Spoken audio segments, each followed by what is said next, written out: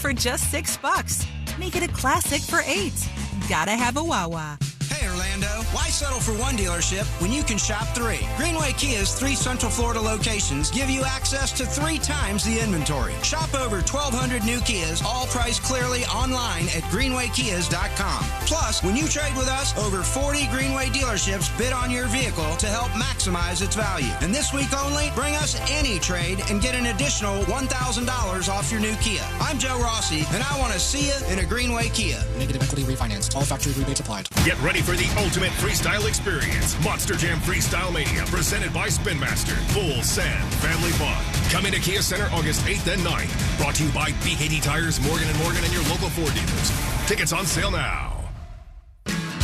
Used cars are moving out at AutoNation Toyota Winter Park. This Thursday through Sunday, we're holding a special savings event. Cars, trucks, SUVs, hundreds of used vehicles, all priced to move and ready to drive. The low price you see is the price you pay. Buy with confidence with no hidden fees. Every used vehicle comes with a Carfax report and a 5-day, 250-mile money-back guarantee. Hundreds of vehicles, all priced to sell. Go to AutoNation Toyota Winter Park now. Dining out? Yikes. Couldn't be me. Except, wait, it is me? Because now, for a limited time at McDonald's, I can get a classic McChicken or sausage burrito for just $1.50. You heard that correctly. $1.50 USD. That's less than the gas to get there. Or 1 hour of parking. Or, well, honestly, most things right now. Leave it to McDonald's to come through for me and the crew when we need it the most. Ba-da-ba-ba-ba. Prices and participation may vary. Cannot be combined with any other offer or combo meal. All new drinks are now at McDonald's. With refreshers like the Strawberry Watermelon Refresher and the Mango Pineapple Refresher with popping boba. To crafted sodas like the Sprite Berry Blast with berry flavors and cold foam. Who knew ice cold drinks could be so fire? 6 all-new drinks are here. Now at McDonald's. Refreshers contain caffeine. If you're thinking about selling your home this summer, there's no better time than now. With Mark Spain Real Estate's guaranteed offer, you can skip the market uncertainty and sell your home hassle-free and for top dollar. Hi, it's Jack, and I'm back in the studio with Mark of Mark Spain. Mark, for someone who wants to sell and still enjoy their summer, how does the guaranteed offer take the time and hassle out of selling a home? The guaranteed offer from Mark Spain Real Estate allows you to enjoy your summer without the usual stress of selling a home. There's no need to prep your home, make costly repairs, or spend hours on showings and open houses. It's a fast, hassle-free way to sell your home while keeping your summer free for the things that matter most. Thanks, Mark. If you're looking to sell your home, save time, and make the most money, the guaranteed offer from Mark Spain Real Estate is the option for you. With over 13,000 5-star reviews, you can trust Mark Spain Real Estate to sell your home fast and for top dollar. Find out what the guaranteed offer would be on your home. There's no obligation. Go to markspain.com to get a guaranteed offer on your home today. That's markspain.com and start packing. I'm David Ortiz. When I lost my mom, she was only 46, and I lost my dad to cancer. It was the worst pain I ever felt. It made me think, what will happen with the people I love when my time is up? That's why I have life insurance. Ethos makes it easy. It's all online, take about 10 minutes, and you can get up to $3 million in coverage. Get your free quote at ethos.com/save. That's ethos.com/save. Paid testimonial. Time spent on application may vary. Online health questions required. Used cars are moving out at AutoNation Toyota Winter Park. This Thursday through Sunday, we're holding a special savings event. Cars, trucks, SUVs, hundreds of used vehicles, all priced to move and ready to drive. The low price you see is the price you pay. Buy with confidence with no hidden fees. Every used vehicle comes with a Carfax report and a 5-day, 250-mile money-back guarantee. Hundreds of vehicles, all priced to sell. Go to AutoNation Toyota Winter Park now. Trajan Wealth, your trusted local fiduciary advisor. Visit TrajanWealth.com. iHeartRadio FIFA World Cup Update. England and France meet in Miami tomorrow in the third-place game at the World Cup. England head coach Thomas Tuchel says his team worked hard to get as far as they did. It is an achievement. No one wants to hear that at the moment. Me neither, because we demand the most of ourselves. The World Cup final is Sunday in New Jersey. Argentina, looking for its 4th championship and 2nd in a row, takes on Spain. Download the iHeartRadio app for live Fox coverage of every game. Broadcasting live from the JustCallMo.com studios. Injured on the go? Just call Mo. Visit JustCallMo.com or dial 1-800-CALL-MO. This is WTKS-FM HD1 Cocoa Beach, Orlando. An iHeartRadio station. Guaranteed human. Real Radio has your chance to win $1,000. Just enter this nationwide keyword on our website. Green. Green. That's green. Enter it now at realradio.fm and answer your phone if you get the call. Good luck. Someone's going to get offended. It's just the way the world works. So to hopefully save everyone a little time and or energy, here's this. The opinions that you hear are those of the host and callers, and not those of iHeartMedia, its management, or advertisers. The News Junkie is on. The best friends you never knew you had, running through the most viral stories of the day. The News Junkie starts now. It is Friday, July 17th, 2026. Lots to get to today, from the truth about the smoke to a bizarre test explosion causes chaos, and a Today Show anchor gets blindsided by a madman. Plus your calls, dispatches, emails, texts, and more. C-Lane is here. Hello. Josh is with us. Hello. And so are you. You can send us a dispatch over at thenewsjunkie.com right now. You can also watch the show on YouTube and twitch.tv/thenewsjunkie. Your message is rolling right into the studio in real time, and this never, ever, ever happens, friends. What happened? I can't believe it. We have a last-minute message. Let me just dust this off and check. It's from that porta potty Karen lady. Let's see what she said. Great Friday, you motherfucker. We did it, everybody! We did it! That's right. We made our way through a Monday, Tuesday, Wednesday, Thursday, and Friday has arrived. So pat yourself on the back. Congratulations. They said you couldn't do it, but I knew you could. All along, I believed in you.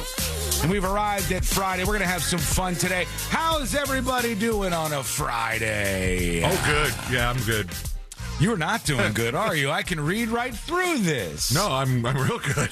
Why, are you only He's doing good too because good. he's had shots already? Is that what it is? That could be the reason. It's orange by Jaeger. So. You're an alcoholic, Celine. Okay, we need to discuss this. Take a seat. Take a seat. We need to discuss this, all right? I'm One sitting. day a week, he says. One day a week what? One day a week drinking in the morning? Yeah. Yeah. You can't work. just say, when somebody calls you an alcoholic, you can't just say one day a week and think that Yeah, pertains you to can. all of the drinking. It works. I didn't say it pertains to all of it. I just said one day a week. So they sit you down and then you just go, one day a week. Yeah. One day a week, huh? Try it sometime. All right. Okay. We'll see what happens. Got a good show in store for you today. Some interesting conversations on the way. But right now, let's start off as we always do. Let's put our ears to the ground, our fingers on the pulse. Let's see what's happening in this great, big, wide world of ours. And I introduce you to Jimothy, the great new viral sensation. Everybody in Seattle, Washington in particular, is following the trials and tribulations of Jimothy the raccoon. All right? Jimothy is a very strange raccoon. There's something wrong with him, if I'm honest with you.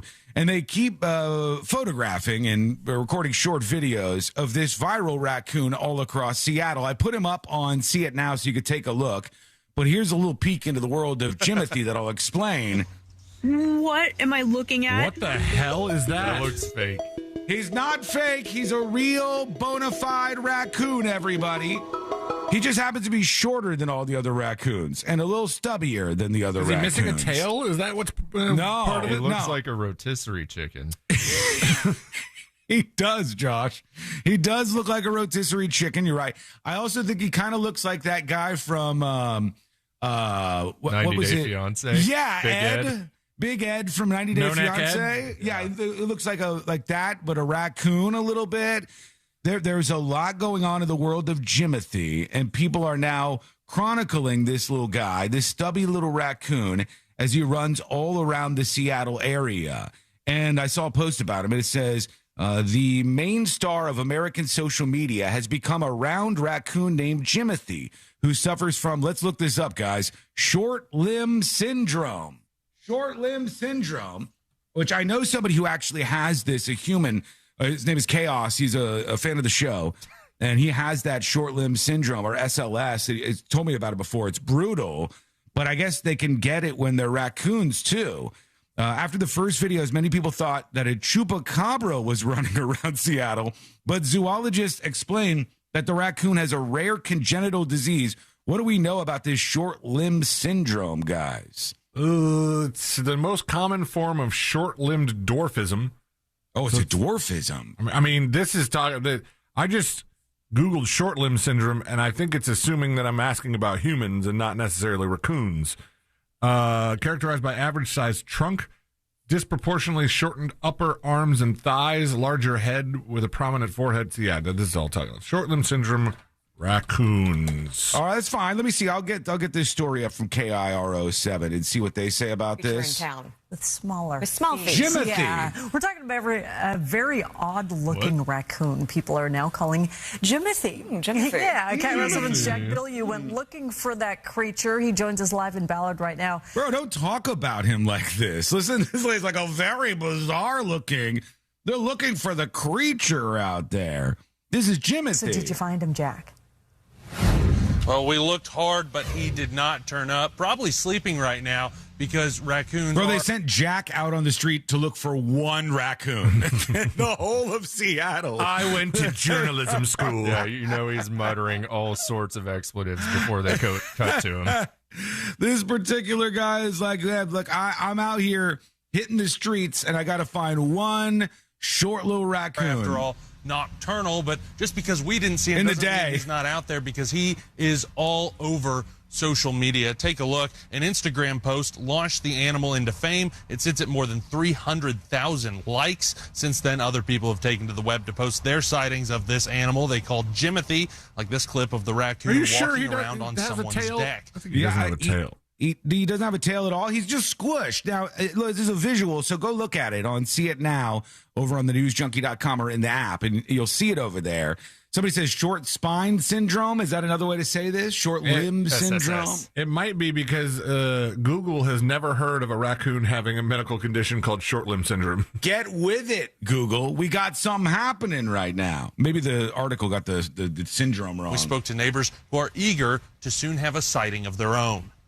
They want to see the raccoon. Kind of has some sort of physical abnormality. Kind of looks a little bit like a cryptid, but very cute. You know, I keep hearing that word about this cryptid. Mm-hmm. Tell me, what does that mean to you? Yeah, kind of almost a little supernatural. Is this what you thought you were going to be doing in journalism school, sir? Is this what you had in mind? That girl is high as hell. She woke up, hit the bong, and there's a microphone in her face from KIRO News. And they're like, what do you think about the tiny little raccoon guy? He's like a little cryptid, man. He's the sweetest little thing. So they love him over there. You'll see him out there. They're talking about it being a Jimothy summer. Hot Jimothy summer is underway. Lots of different merch popping up already. You may see this out there in the next couple of days. So remember, Jimothy, good luck out there. It's tough being a raccoon to begin with, especially when you're a little tiny short one. Did you find the new disease or no? Same story? There's a thing called micromelia, which means abnormally small limbs. Maybe that's what Jimothy has. You don't have that. No, regular-sized limbs, right? He's got macromelia. It would be hilarious if you did, though. If you were the same sea lane through and through, but your arms and legs were like 1/4 of the size. Oh, my God. I mean, if it was just the arms, that'd be like a T-Rex. I know. That's why it would be awesome watching you do your segment later, trying to hold the stories with your little T-Rex arms. Oh, man. Yeah, like, see, this would be, the stream would be exploding right now. Yeah, that would be great. There's a lot of people waking up to a very smoky sky. People recording the skies and wondering what's going on here, what's happening. Blame Canada, as the song goes.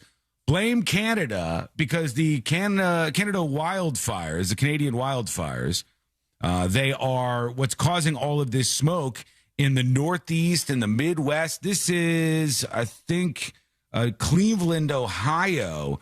It's wild looking, man. I was talking about the apocalypse yesterday. Like, it's wild, Dick.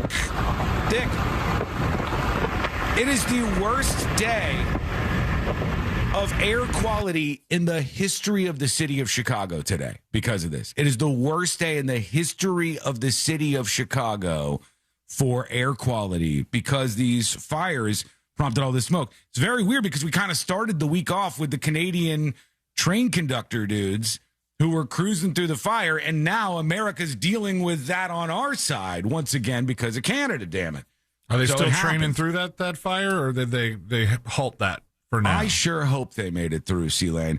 They are shutting down a lot of other places. Cedar Point, I don't even know where this theme park is. It's Ohio. But, is it? Yes. Cedar Point in Ohio as well. Cedar Point is a legendary theme park for roller coasters.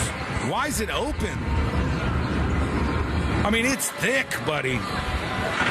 There's still roller coasters going. This looks like they turned on old roller coasters in The Last of Us. Yeah, like it does. Like in the new season of The Last of Us, they learn how to power on an old theme park. Everything comes to life, and then you're going around riding these things. That's literally what it looks like. It's smoky and very much the end of the world looking. And then I had one more. There was a bunch even in New York City, the Statue of Liberty covered in this smoke, all because the Canadians, they've got so much land and they don't do a good job of thinning things out. And the smoke constantly comes from at least, well, not constantly, but at least like once or twice a year, it comes down from Canada over the United States. And I think a lot of the East Coast will end up seeing it at some point this weekend. So there you go. They're intensifying as the flames spread. Is this ABC? ABC just showing some more visuals in a very dramatic way. Yeah, the fires are still burning. Like the fire is at the source of all of this over by Lake Tamarack in Canada. That's where this is all coming from. So we'll keep an eye on that. Some other stories about where this is all coming from will be coming up shortly on the show today. Gripping images, though, all over the place as a result of that. Now, let's go to a couple of emails to kick us off here on a Friday. tips@thenewsjunkie.com. And Steve emails about the stomach bug, Cyclospora, making the rounds. And it's a literal stomach bug. Like it's a tiny little microscopic little creature that ends up usually on your produce and goes into your stomach. And Steve says, yes, you should watch your produce, but this one, you have to cook it to kill the parasite. Soap and water won't even do it. Wiggle, wiggle, pop, pop, he says. Then he says, first time reaching out to you guys, so I don't know if that was the right time to use the wiggle pop thing. But, yeah, you know. Nailed it. You did it right. Here's the thing. There is no right way to do it. It's just a weird thing that our listeners started doing years ago, and they continue to do to this very day. Steve, not only are you right about that, here's the weird thing that the media outlets don't want to tell you about Cyclospora. All right, they're going to try to hype you, fear you, get you scared. They're going to say, you know, all these things are responsible, like possibly Taco Bell, because Taco Bell is really in the targets today, and some new information that's come out. But here's the deal. I looked into this a little bit more. Cyclospora. I'm not Alex Jones here. This is true. This is real. You can verify everything I'm saying and look it up. All right. It makes frogs gay? It doesn't make frogs gay as far as I know. I haven't tried it yet. Day's not over. But Cyclospora, the thing that's making people sick with this explosive diarrhea, sorry, that's just what the news reports say, is not like so many other of these things that can make you sick from your produce, which generally are issues that affect livestock like cattle. And the cattle will usually be upstream from where they're growing a lot of the produce on these farms. And it could be in like California or in, you know, like all different states have these big produce farms. And the livestock will be upstream, and then the cows will get these sicknesses, and the cows will actually go to the bath. They'll poop. The cows will crap into a water source, which will then wash over to where the produce is. It'll go into the produce, and if you don't wash it, you can get sick. That's not what's happening here. All right? And I'll wrap this up in just a moment. But brace yourself. That's not what's happening here, because it turns out that Cyclospora is not something that livestock gets. Cows don't get Cyclospora. You know who gets Cyclospora? Humans. So that's where it's coming from. These migrant workers on these fields, many of them are actually going to the bathroom in the fields, and is the human feces from the fields, because they don't have bathrooms or porta potties. Porta potties could literally fix this. They don't have porta potties for the migrant workers in some of these farms. in California and even in Mexico as well. They don't have porta potties for them, so they go into the bathroom in the middle of these farms, and it ends up on the produce. That's how these things end up in there. That's what's making people sick, all right? That's the story. I'm sorry if it was weird. I just had to tell you the truth. Thank you, Steve, for the email. That's Sure. true. Look I'm it up. sure they're all living in FEMA camps, too. Look it up, all right? I know it sounds a little crazy. I already did my research. That's what I'm telling you, and I've arrived at this. And we'll see if anybody has anything to say about it. I got inside the mind of a migrant worker, and I pooped in a field. That's what they're doing. That's what causes this. So it's a large factory farm issue, says Known Badger. Yeah, I mean, you could say that. It's really just about not providing facilities for some of these farm workers. They pay them low wages. They put them out in the fields all day, and then they don't have a place for them to go to the bathroom. So like the streets of San Francisco, the fields are covered in poop. And the poop from humans is what makes you sick when you go to Taco Bell. And it sounds crazy, but it's true.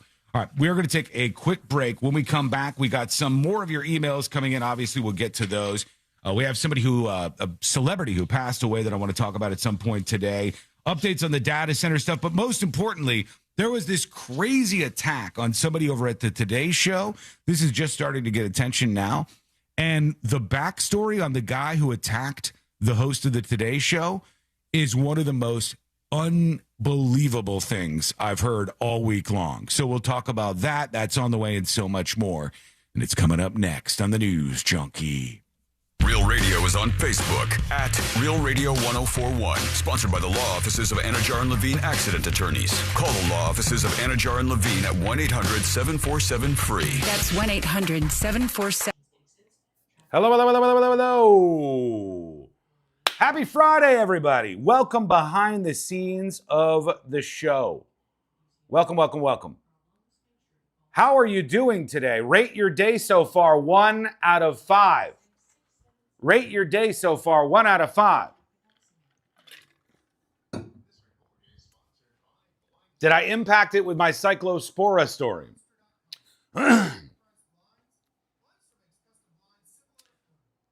Dude, my old Chili's manager explained this 10 years ago, and he pulled 2 onions 2 separate weeks. Exactly what Sean just said. Well, it's true. 4 out of 5 baboon raccoons. Well, that's good. That's a good start to a day. That's a good start to a day. I thought it was also Taylor Farms bagged lettuce in more restaurants. I still don't think they fully know what's going on, but they believe that Taylor Farms, a produce farm in California, and there's also, they're setting their sights on a facility in Mexico as well. They believe they may be the source of the lettuce, which is what they now think was the problematic food item, that then ended up possibly at this Taco Bell. That's what they've got. Kevin, I'm always open to being wrong. Let me know what I'm wrong about.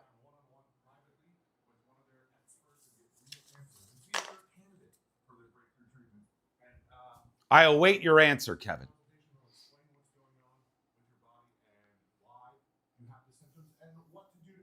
Wow, Today's Show host not having a good year? True.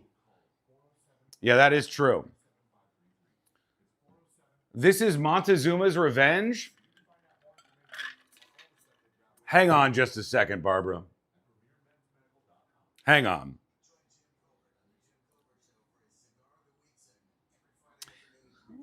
Is Montezuma's revenge Cyclospora? No, Montezuma's revenge is just a slang term for traveler's diarrhea. Super common stomach bugs, usually from bacteria and contaminated food or water. Cyclosporiasis is a specific parasitic illness. Okay. All right. So it's different. We now know it's different than Montezuma's revenge. Both very bad diarrhea, though. I was praising you, sir? Oh, well, thank you, I guess. 2 raccoons got stuck in my garage and destroyed it. I'm sorry to hear that. Abraham says, it's a real bummer because I've been craving a 1905 salad.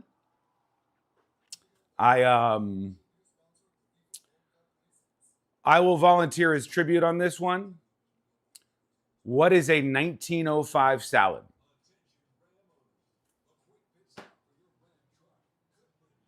Anybody else never heard of that? What's a 1905 salad? What the hell is this?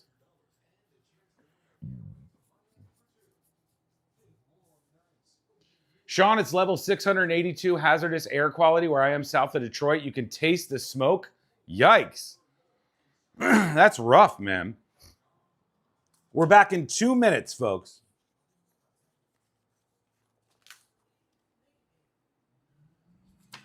Oh, shoot.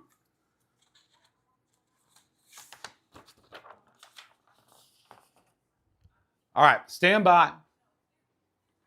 What is that? Is that the ingredients for 1905 salad? That's a 1905 salad? I think it's like a Cobb salad. Then why not say Cobb salad? How pretentious. I'll have a 1905 salad. You mean the Cobb? No. Jeez. How preposterous.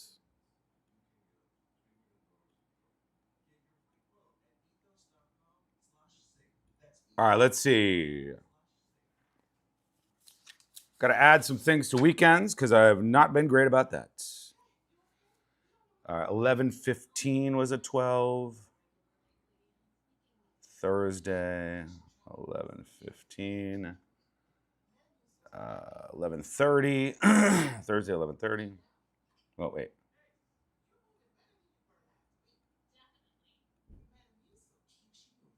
$11:30.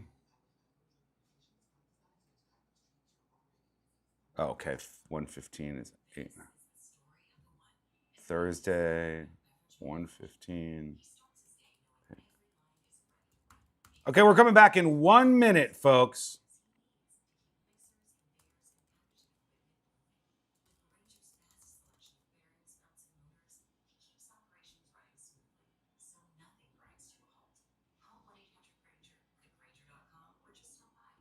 Fritz on the street.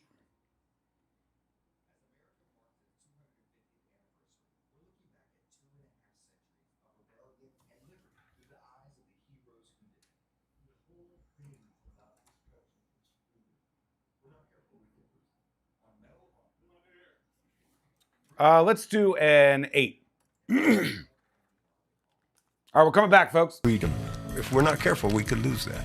On Medal of Honor, Stories of Courage, we bring you the defining moments of valor that went above and beyond the call of duty. Listen to Medal of Honor on America's #1 podcast network, iHeart. Follow Medal of Honor and start listening on the free iHeartRadio app today. For all your plumbing needs, go to modernpi.com. Real Radio has your chance to win $1,000. Just enter this nationwide keyword on our website. Green. Green. That's green. Enter it now at realradio.fm and answer your phone if you get the call. Good luck.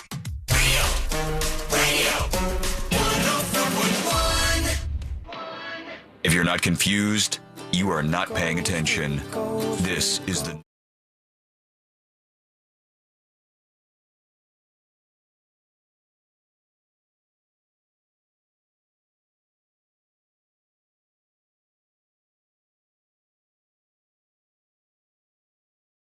The weekend is on. Boys, there are a lot to talk about. We'll get to that in just a moment. Join us with your emails or even your dispatches. Those are your recorded thoughts over at thenewsjunkie.com. A big celebrity, at least in my life, has passed away, and I'm going to tell you who is R.I.P., unfortunately, in just a moment here. But there was some drama this week on the Today Show, and the first thing that I realized was I don't really know who the hell is the host of the Today Show, because when they said the guy's name who was attacked, they said the host of the Today Show was attacked. Can you believe they got Craig Melvin? Who? And I was like, who is Craig Melvin? Craig Melvin. And then I realized that the story is the attacker was actually looking for Al Roker, this crazy lunatic. Awkward. And he was, That's Oh, man. The crazed lunatic dude was looking for Al Roker. Wait till I tell you about the guy who did this and what happened. But here's some of them addressing this on the Today Show. You might be familiar with him. I don't know who the hell that guy is, Craig Melvin, but here he is. I want to take just a quick moment to address an incident that happened yesterday. You may have heard that unfortunately an intruder made his way into an unauthorized area here in Studio 1A. Thankfully, he was apprehended quickly. He was placed under arrest. We are cooperating fully with the NYPD as they investigate the matter, and we are just very happy that everyone is safe. Absolutely. Yes, of course. We want to make sure that you're safe. Safe and sound. Safe and sound. Safe and sound. Everything's fine. I'm safe and sound, he says. I wonder if Al Roker feels like this is a little like, hey, the guy was coming for me, buddy. All right, Mr. Craig Melvin. He was targeting me. He wanted to go after the weatherman, Al Roker, but he ended up finding this Melvin guy, Craig Melvin. He, of course, shouted the N-word at him at the top of his lungs, this according to the people who were around there at the time. And he was trying to get a hold of Al Roker. When he couldn't find Al Roker, he confronted Melvin, lunging at him while yelling the N-word. He was arrested and nobody was physically injured. Now, you'll notice I'm not going to say his name here. I don't want to say this guy's name because that's exactly what he wants. When this story started to get out there, I go, oh, great. Oh, I see what's happening here. The guy, I saw a video of him after he got arrested, and he was on the side of the street, and he thought he saw a journalist across the street. He's like, hey, who are you with? And the person's like, the Washington Post. And they, oh, yeah, I'm going to be in the Washington Post. He was all excited about it. So I don't want to feed into that at all. I'm going to be on the news junkie. I do want to tell you, that would be so great. That would make my career. This guy does say his crazy. name then. The equivalent of World Star over here. Just I want to be on the news junkie. Wiggle, wiggle, pop, pop. If it happens, oh man, will I be excited and freaked out at the same time. But the story about this guy, that's crazy. Again, I don't care about saying his name. But I said, has this guy been arrested before? What's his history? So I start looking him up. I start searching through the various news sources. This guy got arrested one time for stealing the Sandy Hook Memorial plaques off of a playground. Oof. Okay? That's who this guy is. This guy, he was such a crazy nut job, attention hound, that he heard there was a playground that featured little beautiful memorial plaques for all the kids who were, killed at Sandy Hook. And he went there and he stole them all. And I go, okay, yeah, I don't want to feed into this guy getting any more attention. I know what he was doing here. This guy is not some person who in many ways, I think he does know. I think he does know what he's doing. I think he's in a search for fame. And then, he ends up getting it just by being crazy enough to get arrested here. So that's what happened on the Today Show. And now I know who Craig Melvin is, at least for right now. That's not the guy, though. That's not the person who did this. And it's not the person who was responsible for that. It's the person who was targeted, I guess.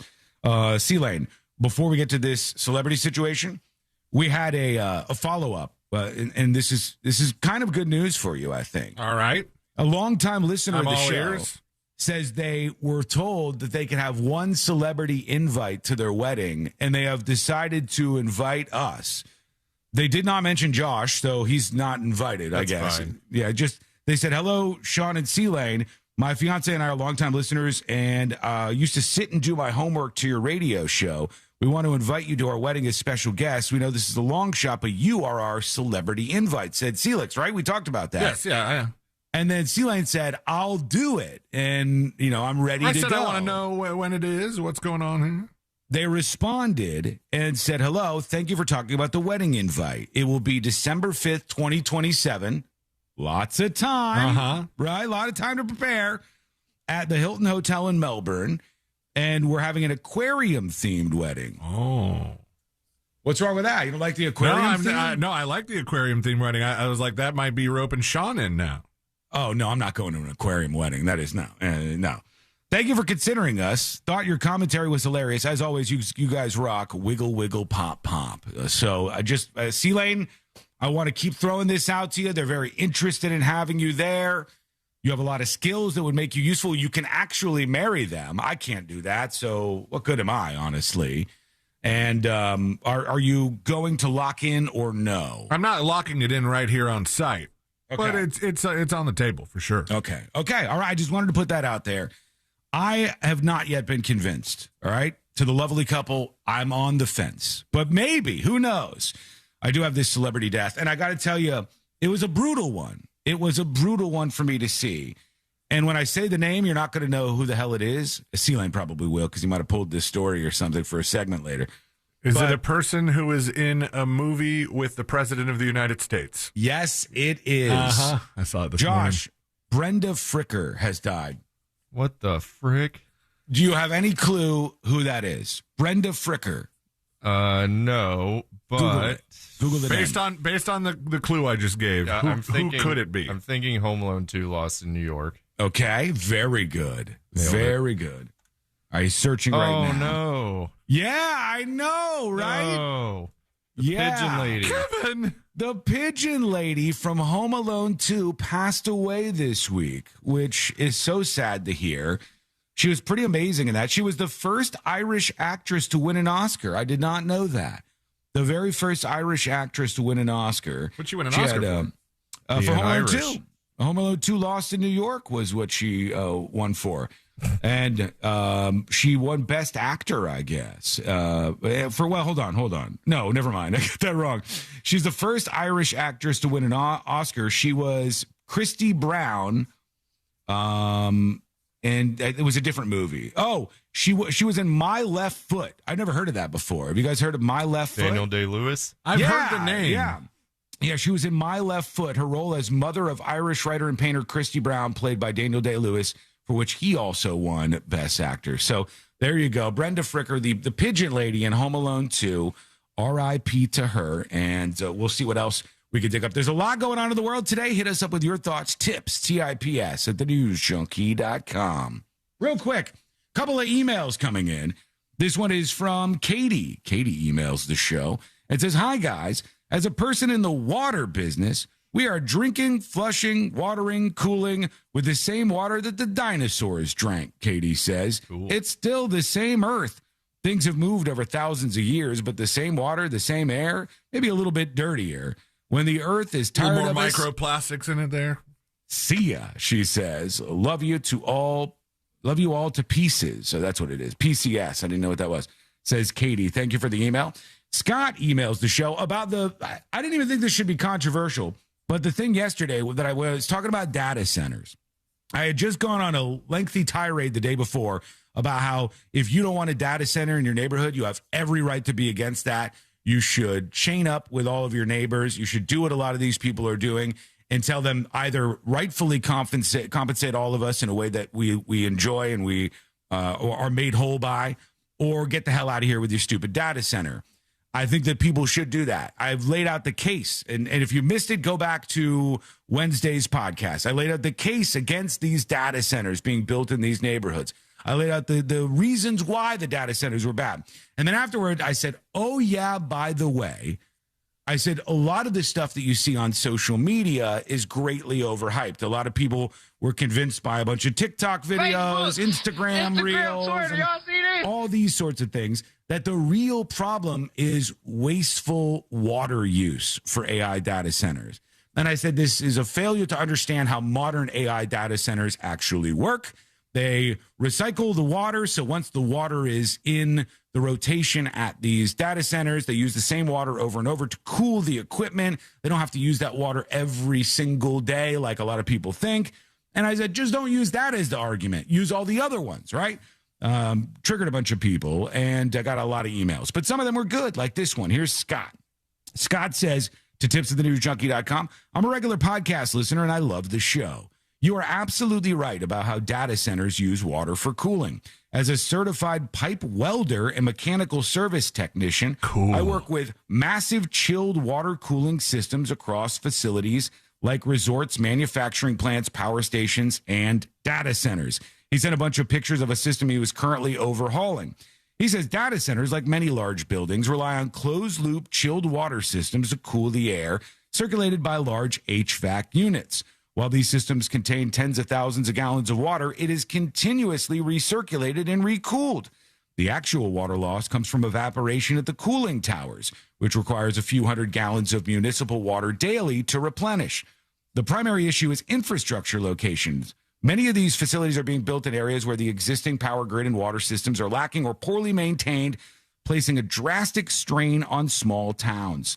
He says, ultimately, the narrative around data centers often shifts the blame away from the foundational utility failures to meet growing demands. Best regards, Scott. Thank you, Scott. Appreciate you.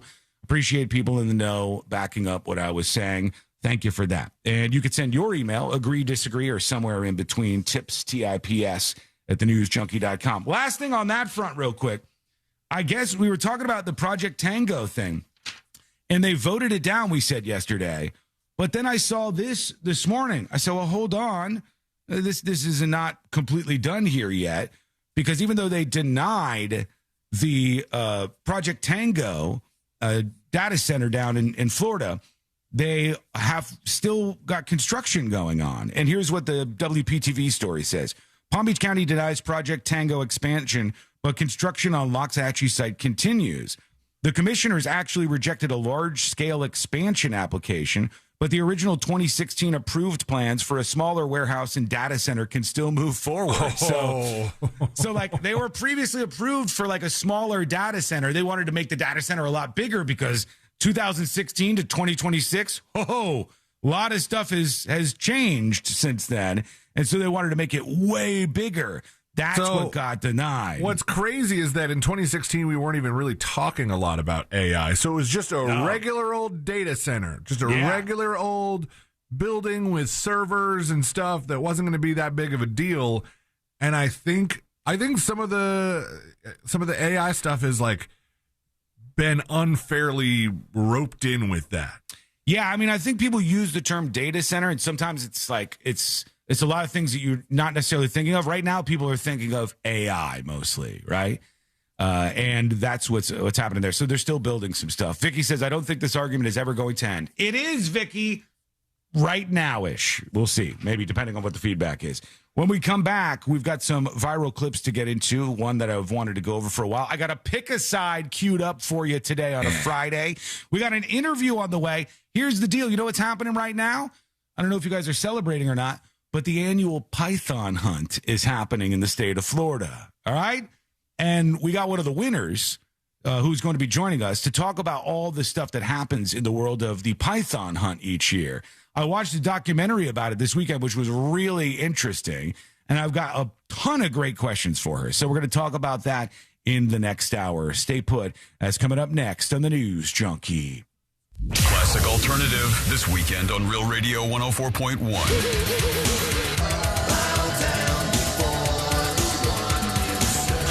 Real Music Weekends are Classic Alternative. This weather report is brought to you by Mills Air. Update, that interview is actually going to be in the Power Hour. I guess they just emailed and they had to move it on over to about 2 o'clock. So the Python interview will be in the Power Hour today.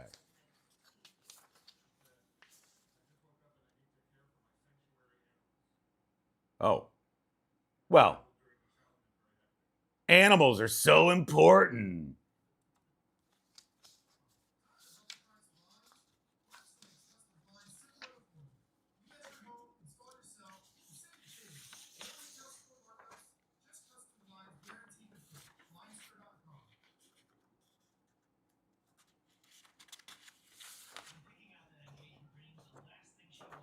Did you guys see this story, by the way?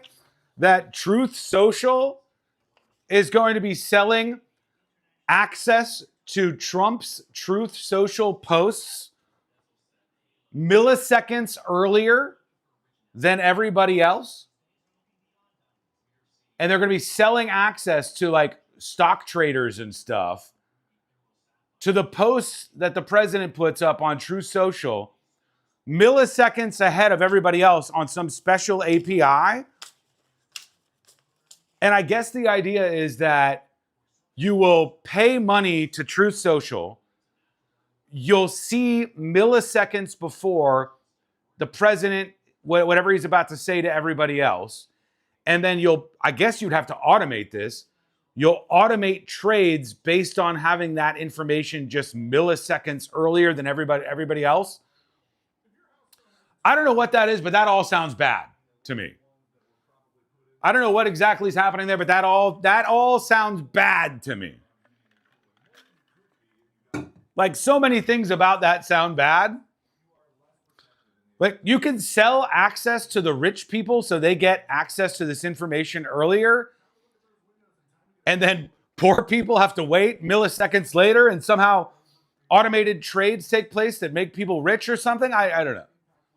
That's wild. That's weird. And milliseconds. Like, are they literally, like, do they program this so it posts to the API and then it... Like, you really got to work fast with that information. That's weird, man. Arnott says his speech last night was nuts. Heads need to roll. Well, I saw people talking about this speech last night, and they were angry, as Trump was angry, that some of the networks refused to carry the speech. And then Trump was talking about taking away their licenses at the networks. But, I mean, this is not unprecedented. The networks have refused to carry different speeches from different presidents in the past. Who's going to stop it? Who's going to stop what part? What thing?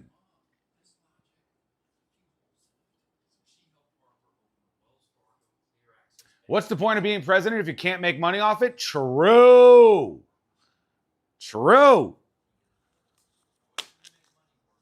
Is anybody going to actually buy this? That's my question. Like, are there probably big venture capital firms or something that would go, oh, we need this. We need the access. And I don't think it's unprecedented. I think some of the news wires do this. Hang on. Let me just check. Is it true that some news wires sell access to, like, investment firms and stuff to the news information that they have before they post it to the wires to the public?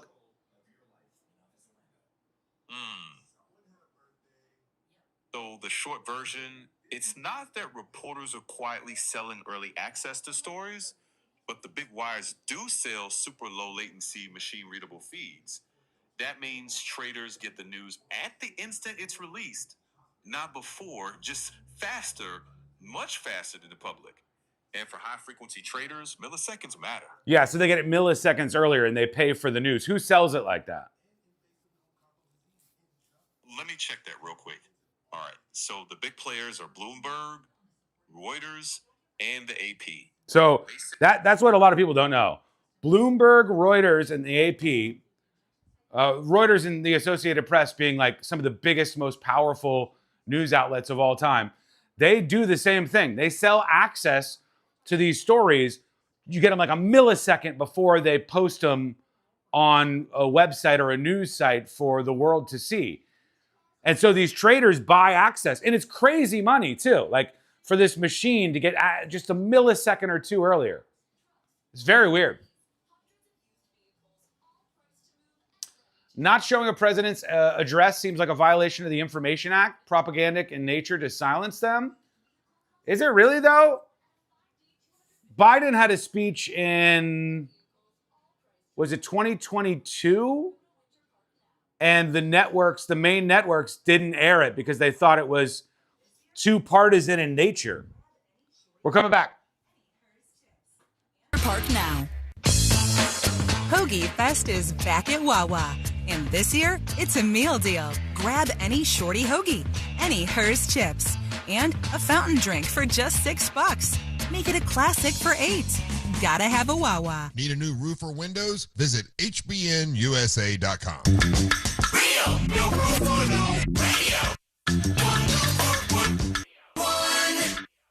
Because therapy's expensive, and we have microphones. This is the News Junkie.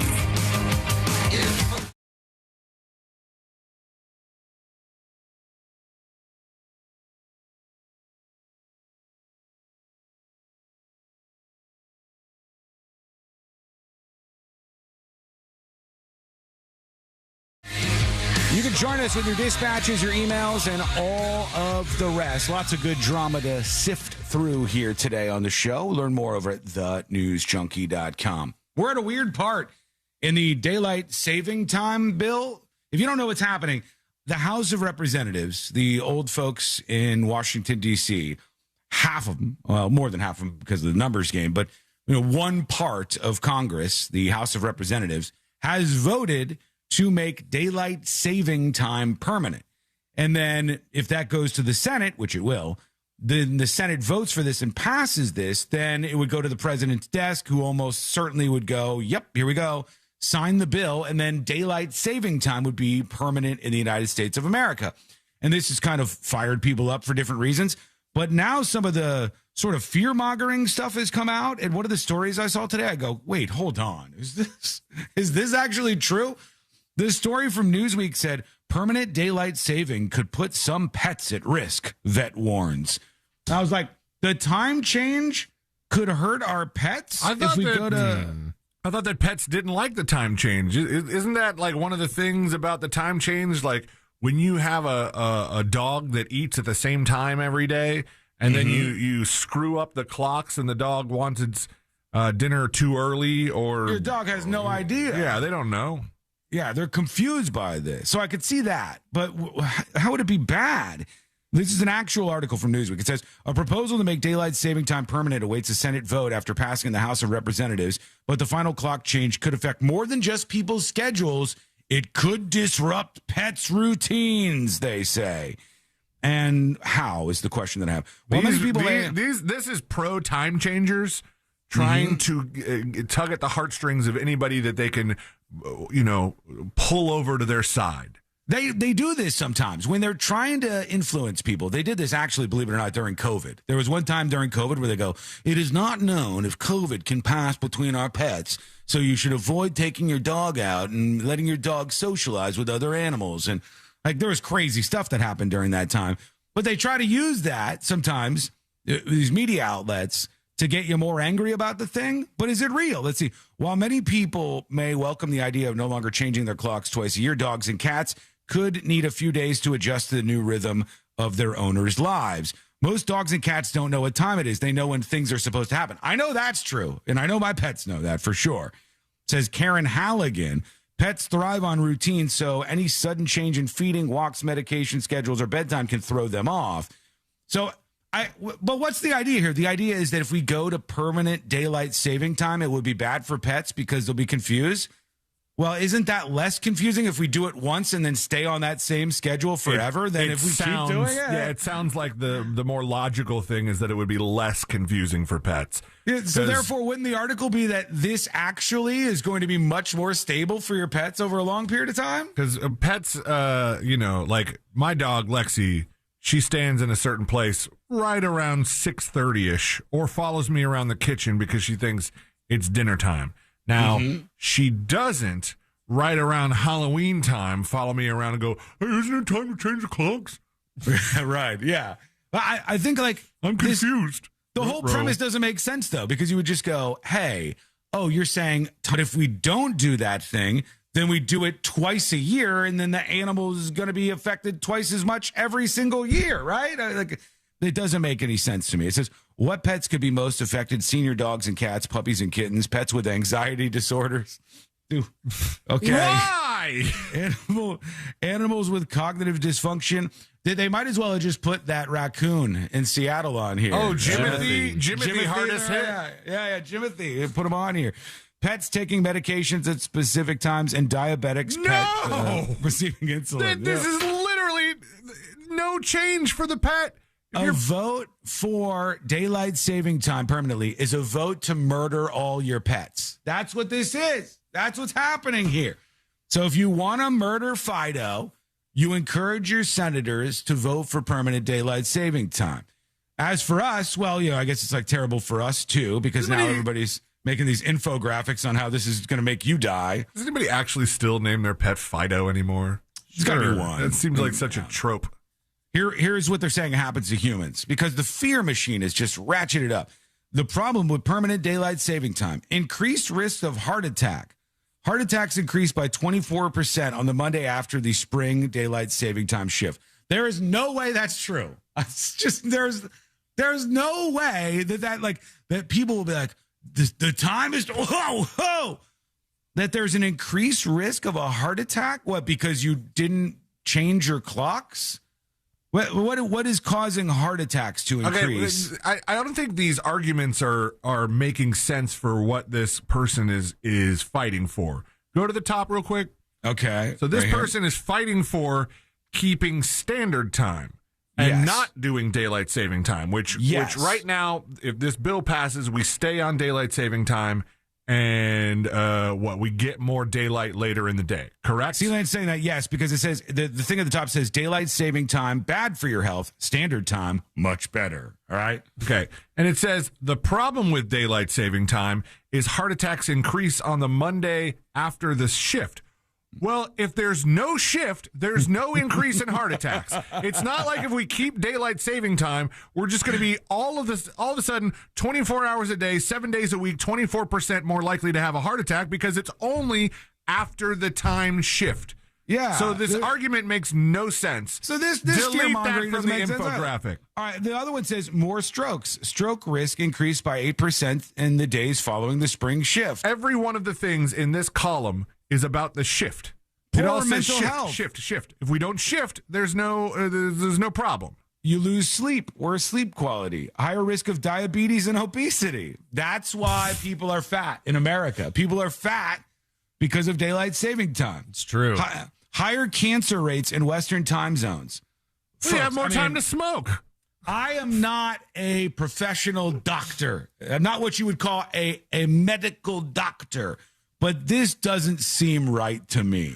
I mean, this guy says he is a doctor. This guy says MD. He says MD after his name, and I get that. Like, mega douche. When you go down when you go down to the bottom, like it says like, all right, here are the downsides of daylight saving time. Right, later sunrises when you need light most. That is a valid point. Disrupt sleep is maybe. Linked to more heart attacks, all of the other facts. I can see you said, disrupt sleep, though, because the sun comes up at different times and stuff. Yeah, I can see that. I get that, but you'll get used to it. You know, there are people that live in places where the sun just never goes down. Yeah. And they're fine. Yeah. Most of them. I don't know. There's a lot of drinking in Talk those to them. places. Yeah, there's a lot of drinking in those places. But there's just no way. Like, I'm for standard time or daylight saving time.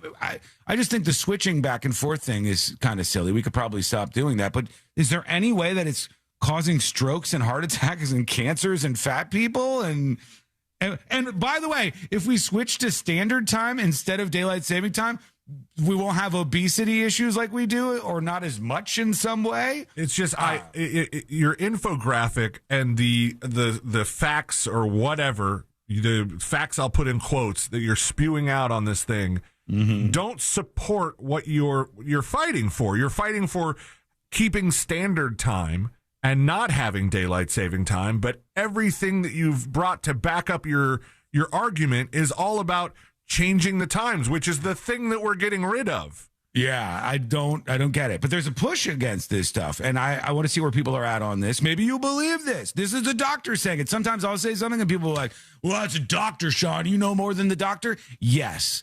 I know more than Roger Sahult, MD, about the time change and the actual medical impact of it. It would seem that that's the case. It would seem that you can call me Sean MD if you'd like. Much like Doogie Howser. I will say he may know more than me about it, but his choice in argument for like backing up his side with some infographic is super poor. I like the sourcing on this too, because it says higher risks of diabetes and obesity because of daylight saving time. And then it says source obesity. I asked 2015. We asked obesity. Crack open the pages of Obesity 2015, and you'll see that this is indeed correct. The next one down talks about cancer, and the source is J Cancer.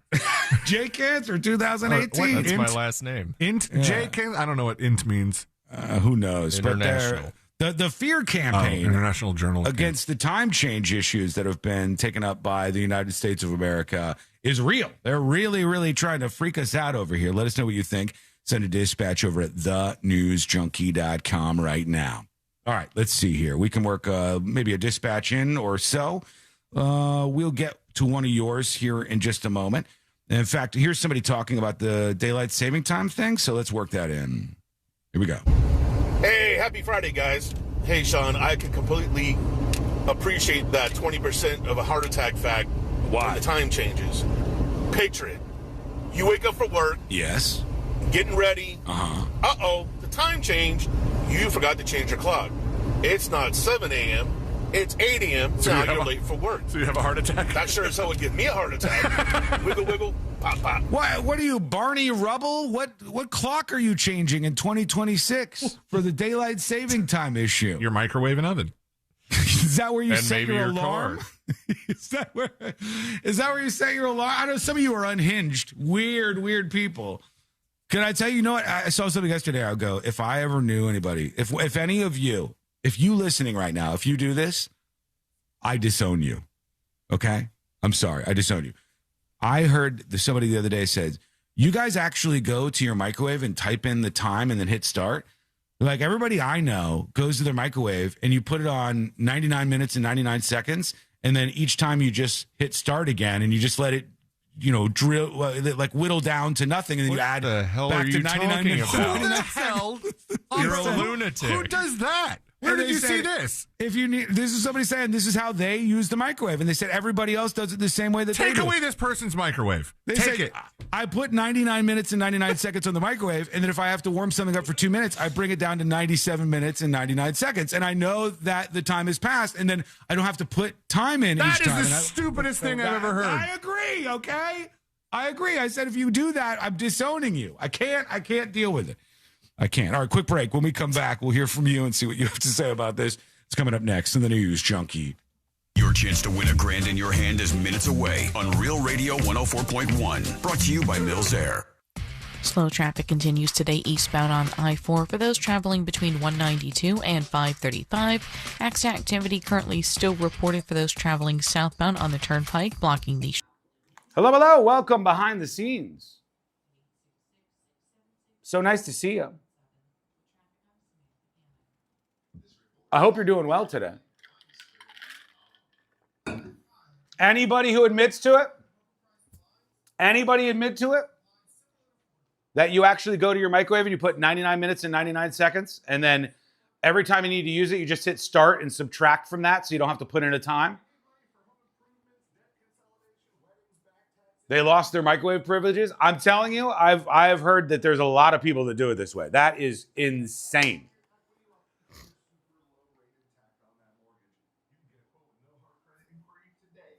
That's insane. I would not want to have to keep track of how many minutes like that. Well, true. So dumb. Well, I'm not saying I do it. I'm saying there's people who do it.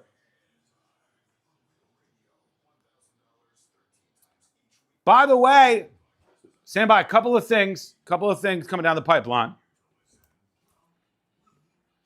Hold on to your butts. Hold on to your butts. Thank you to Sheepdog yesterday afternoon for the 5 gifted Secret Show subscriptions. Premium subscriptions unlocking all the features for a true fan of the show. And then after that, Sheepdog with another 5 gifted subscriptions. Look at him go. And then just moments ago, big support rolling in from Craig K. Craig K, man of the day. That's awesome. Craig K with the gifted subs rolling in just now. 11 of them, in fact. 11 gifted subscriptions. Go claim yours right now at thenewsjunkie.com. Thank you for the support. W. Craig, indeed. Let's keep that momentum a-rolling. You can join in. Go hit the gift icon over on thenewsjunkie.com. Must be Christmas in July? Well, I sure hope so.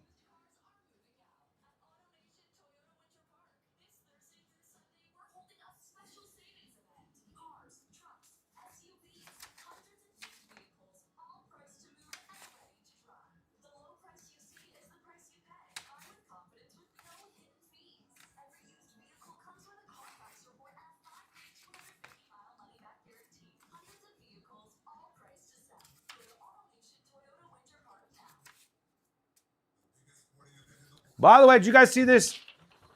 This is crazy. This new pill from Merck, Lipfendra. Has anybody heard of Lipfendra yet? First of its kind cholesterol pill. And I guess they found out that there's a particular molecule. And if this molecule gets into the human body, it bonds inside of us with something else.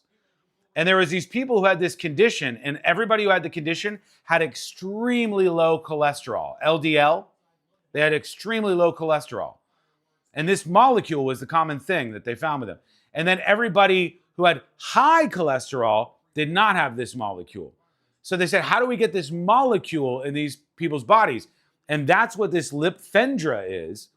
And the Lipfendra is you ingesting the molecule, and it takes your cholesterol and just brings it down into the basement. Like crazy good. If you've got high cholesterol, help is near.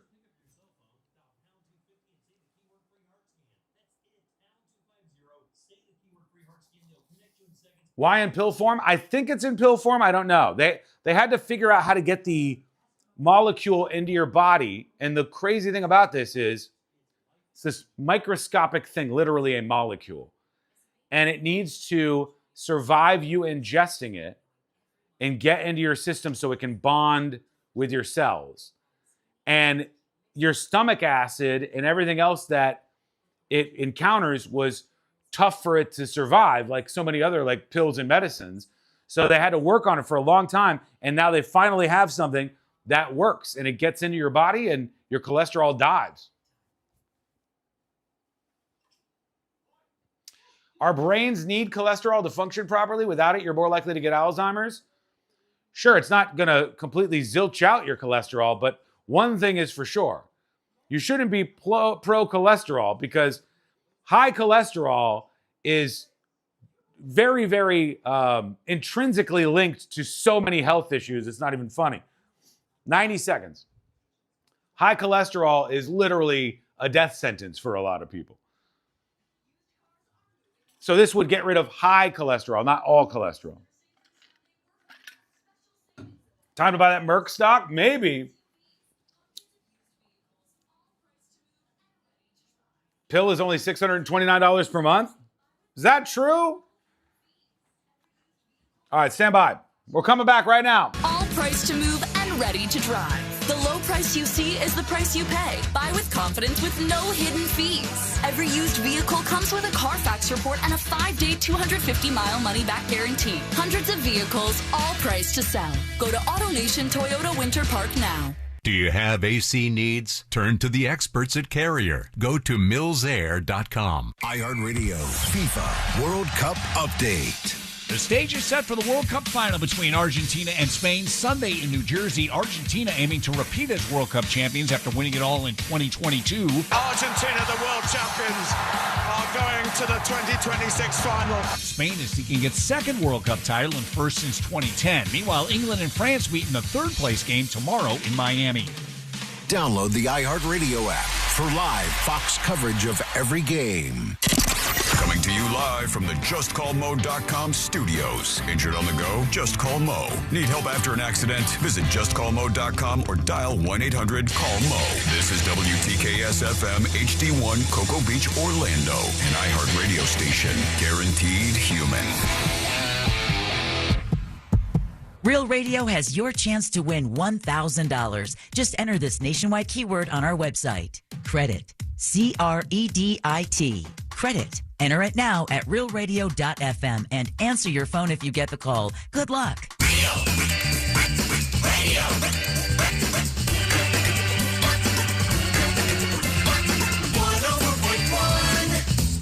The only show brave enough to admit we Google half this stuff.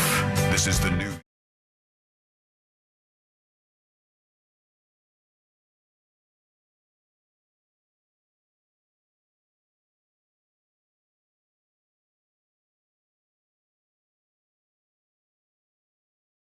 Three songs over and over.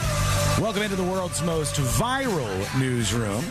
You can join us and learn more about this show and this station over at thenewsjunkie.com. One of the most viral stories of the week, and I mean that in all possible ways, it was maybe the most disturbing thing that I've seen in a very long time, and I am not going to force you to watch that if you're with us over on youtube.com/thenewsjunkie. But there was a gentleman, and I use that word very loosely, who spent this week stuck in a porta potty. I kid you not. Legitimately, there's a video, and I'm just scrubbing through it here so you can see that I'm not making this up for those of you watching. But you could see the fire department has arrived, and they're trying to rescue this guy out of the porta potty. He's in the bottom of the porta potty, right? And he kicks up his foot, or that's his hand. That's his hand. And they're like, "Get out of there, man!" And he's like, "I can't. I'm stuck." And this guy is stuck down in the bottom of a porta potty. And afterwards, they came out with the information as to why he said he was down there. I kid you not. This man said he dropped his Mountain Dew. He said the reason he was at the bottom of the porta potty was because he dropped his Mountain Dew. So the first question I have for you, C-Lane and Josh, is there anything in this entire universe that you own that if you dropped it into a porta potty, you would attempt to retrieve that item? My dog. Your dog? If Scrape fell into a porta potty, you'd go down there and get him? I'd have to. Oh, that's very sweet of you. I think I would get Lady, my dog, as well if she fell into a porta potty, but I would think long and hard about it. I would spend some time going, is it worth it? There's not one item I own that I would go down there for. Same. Like, even if somebody said, what about your bank cards? Who cares? Yeah, order a new bank card. What if your birth certificate was down there? Who cares? I have no interest in going to get it. I don't have an identity now. Fine. Yeah, it's too bad. I have no name now. I don't know if I'm gonna make it in this country much longer. I can prove to you that I was born. Yeah. I mean, are you serious? You drop a Mountain Dew. Imagine that. You're sitting there at a porta potty. Silent coda. Now it's Mountain Dew. Gross enough already.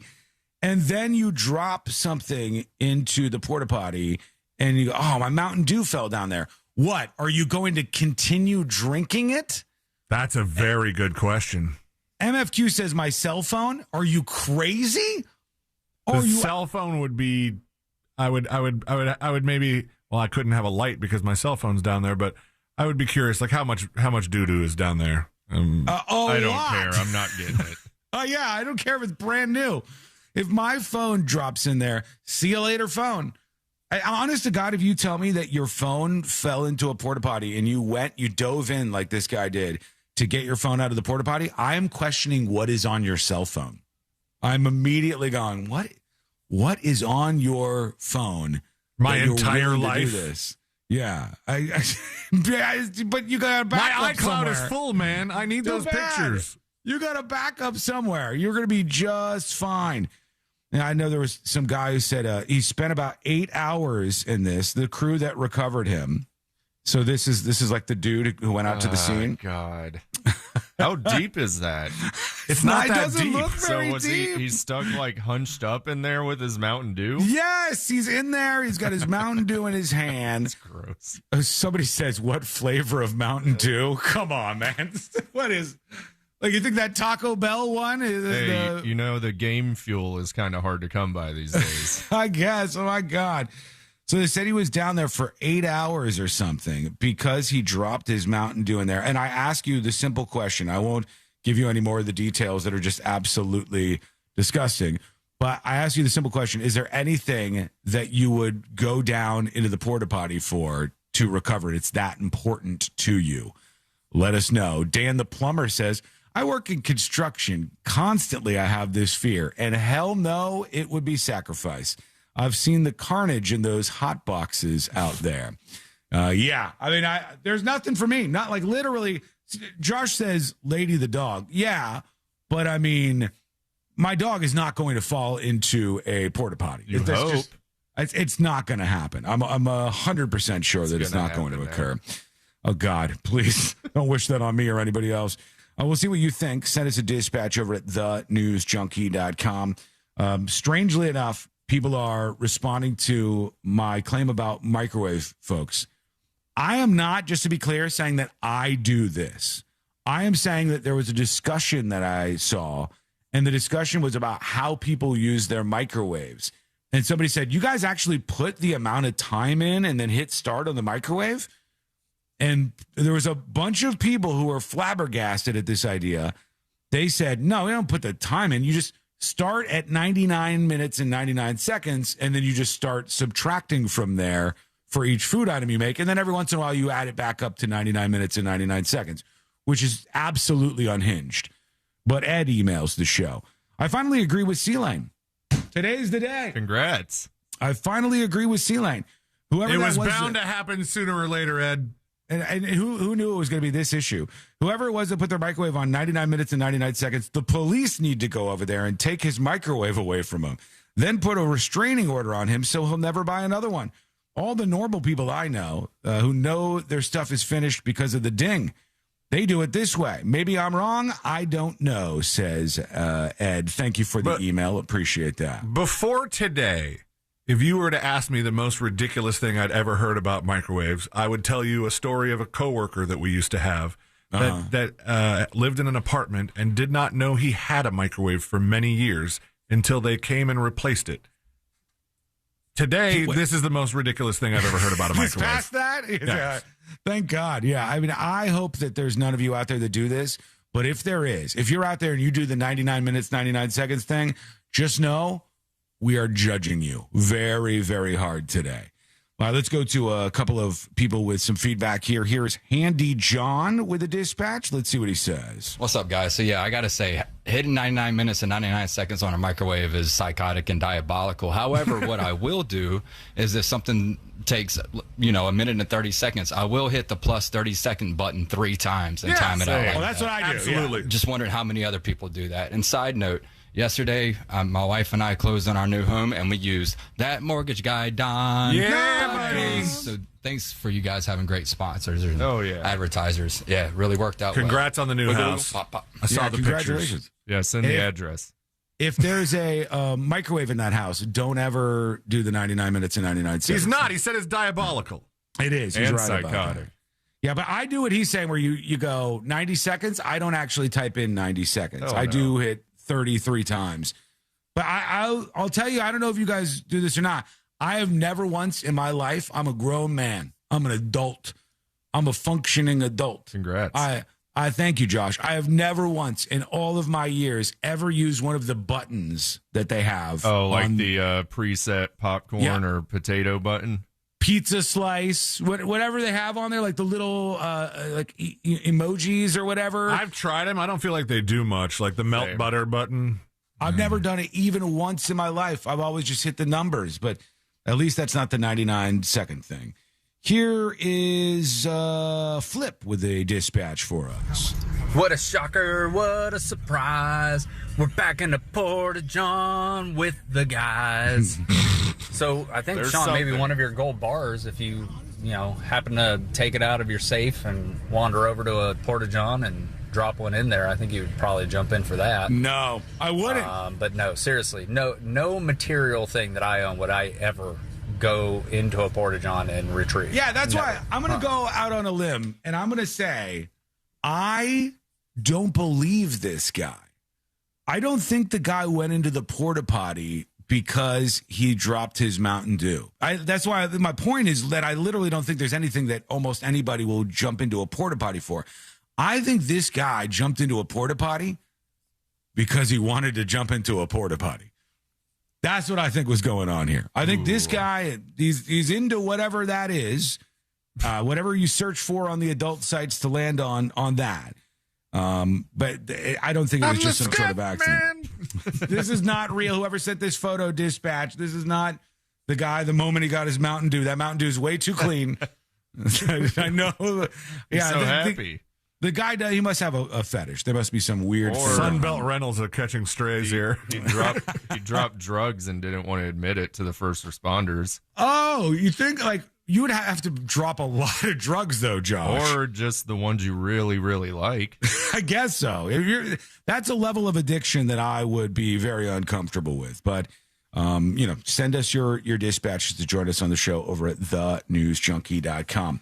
An update very quickly on a story we talked about yesterday on the show. We had that low altitude Florida beach flyover with the Blue Angels.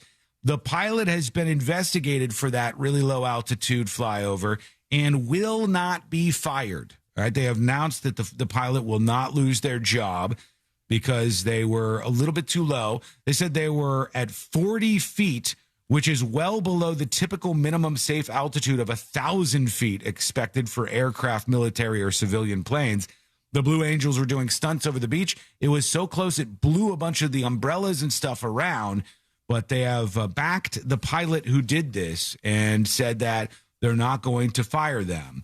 And I do stand by some of the things we heard yesterday and some of the things I learned throughout the show yesterday. I feel like after yesterday's discussion about this and the low flyover from the Blue Angels pilot, I think that if you asked most of the people on the beach, was that cool or was that bad? The majority of them, the vast majority, would be like, that was awesome. I think that they would have had a blast. That's what they're there for, I guess. That's one of the things that they get excited for. But that's the ending of that story as far as we know it right now. Let us know what you think about all this, what we're talking about, what we're not talking about, of course. Send your dispatches over at thenewsjunkie.com. Or you can email the show. If you want to be anonymous, put that right on top of the email so I don't miss it, and I'll read that part first. Send those emails to tips, T-I-P-S, at thenewsjunkie.com. The most shocking piece of audio from the last 24 hours. Could not believe this when I heard it. You're not going to believe it either, but guess what? It's coming up next on the News Junkie. Real Radio is the Jim Colbert Show. Company for your ride home. Doing their best to help you forget the hell that is I-4. The Jim Colbert Show. Weekdays at 3 on Real Radio 104.1. From the Clausman Law Traffic Center, car crash, call Clausman Law. ClausmanLaw.com.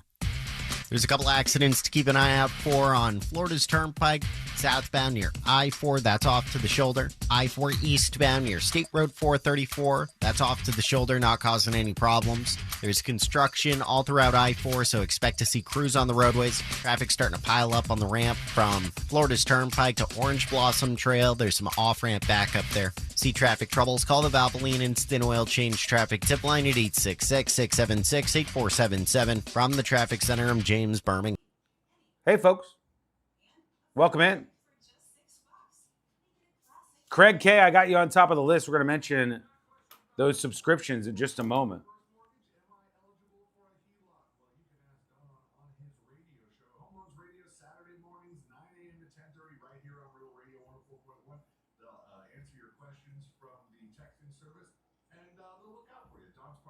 Only 3 of those left from Craig. Grab your premium subscription right now on thenewsjunkie.com. Hey, Jason, how are you, buddy?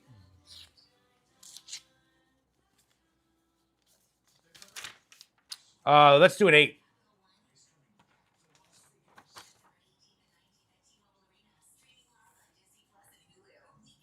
Did you hear me? Oh, okay. I didn't know if I had my mic on or not. I just looked over and my mic wasn't on, so I didn't know if I had it on. Sophie Cunningham back in the news from the WNBA. Not only is she not going to sleep with you because you're probably not taller than 6'1", but now she has managed to anger both the left and the right with one simple social media post. Here's what she said. Sophie Cunningham, the WNBA pointer. I don't know if she's good at basketball, but she is good at memery. Sophie Cunningham said, so how do we save our farmland and stop all these dumb data centers? 8 million views, 4,000 retweets, 6,000 comments. It angered both liberals and conservatives alike. Those are old words that mean pretty much nothing these days.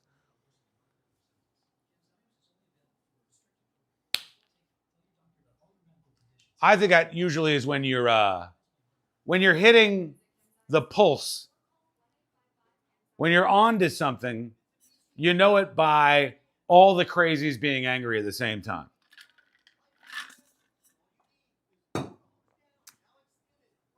That's usually a dead giveaway.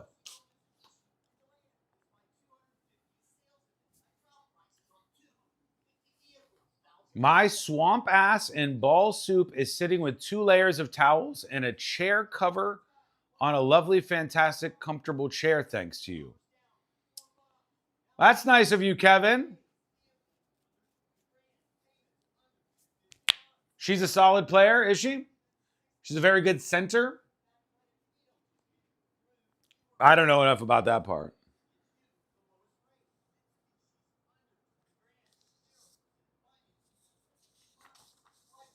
Couple of minutes and we're back live, everybody. I got to watch something real quick to see if it's got any curse words in it. Stand by.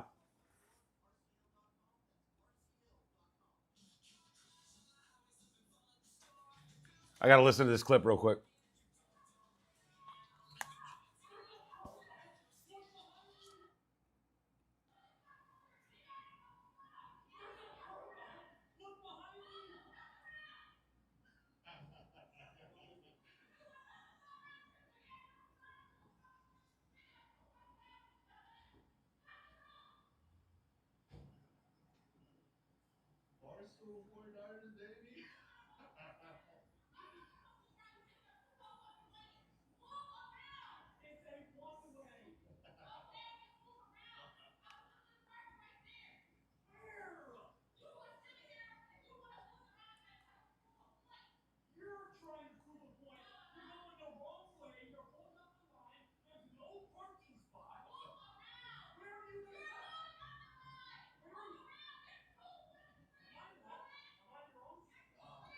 Okay.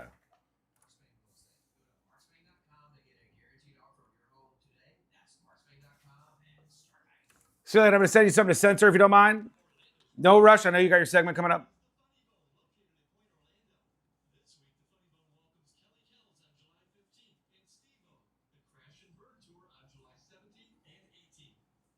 Of course it has cursing, folks. Of course.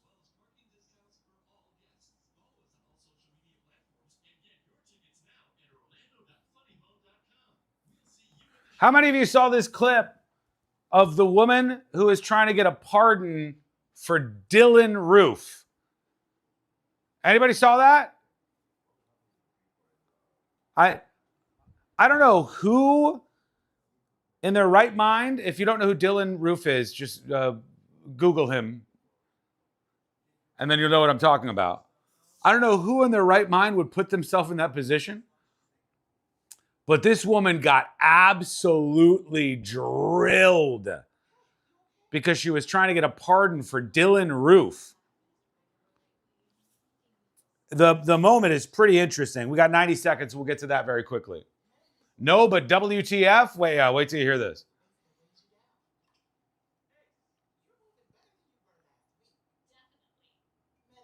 Jason says, hot take, people, Avengers Endgame is the movie of the century. Avengers Endgame is old, isn't it? Isn't that already a thing? Last time I asked you guys, you weren't even watching Odyssey this weekend. I thought some of you would be watching Odyssey at least. But maybe you don't like it. All right, we're coming back right now. Here we go. Is the price you pay. Buy with confidence with no hidden fees. Every used vehicle comes with a Carfax report and a 5-day, 250-mile money-back guarantee. Hundreds of vehicles, all priced to sell. Go to AutoNation Toyota Winter Park now. A champion will be crowned. That is a wondrous goal! And every remaining goal. Messi magic again! And save. What a save! Can be heard for free on the iHeartRadio app, thanks to Fox Sports. All the drama. Argentina! They always find a way! One champion. Spain will play in the FIFA World Cup final. Hear the action, no matter where you are. Download the free iHeartRadio app. Now. iHeartRadio. Win $25,000 in free impact windows from Reese Windows. Text TRUST to 20129. Real Radio has your chance to win $1,000. Just enter this nationwide keyword on our website. Credit. CREDIT. Credit. Enter it now at realradio.fm and answer your phone if you get the call. Good luck.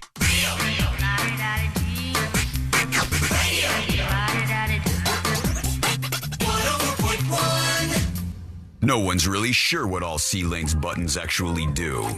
This is the news.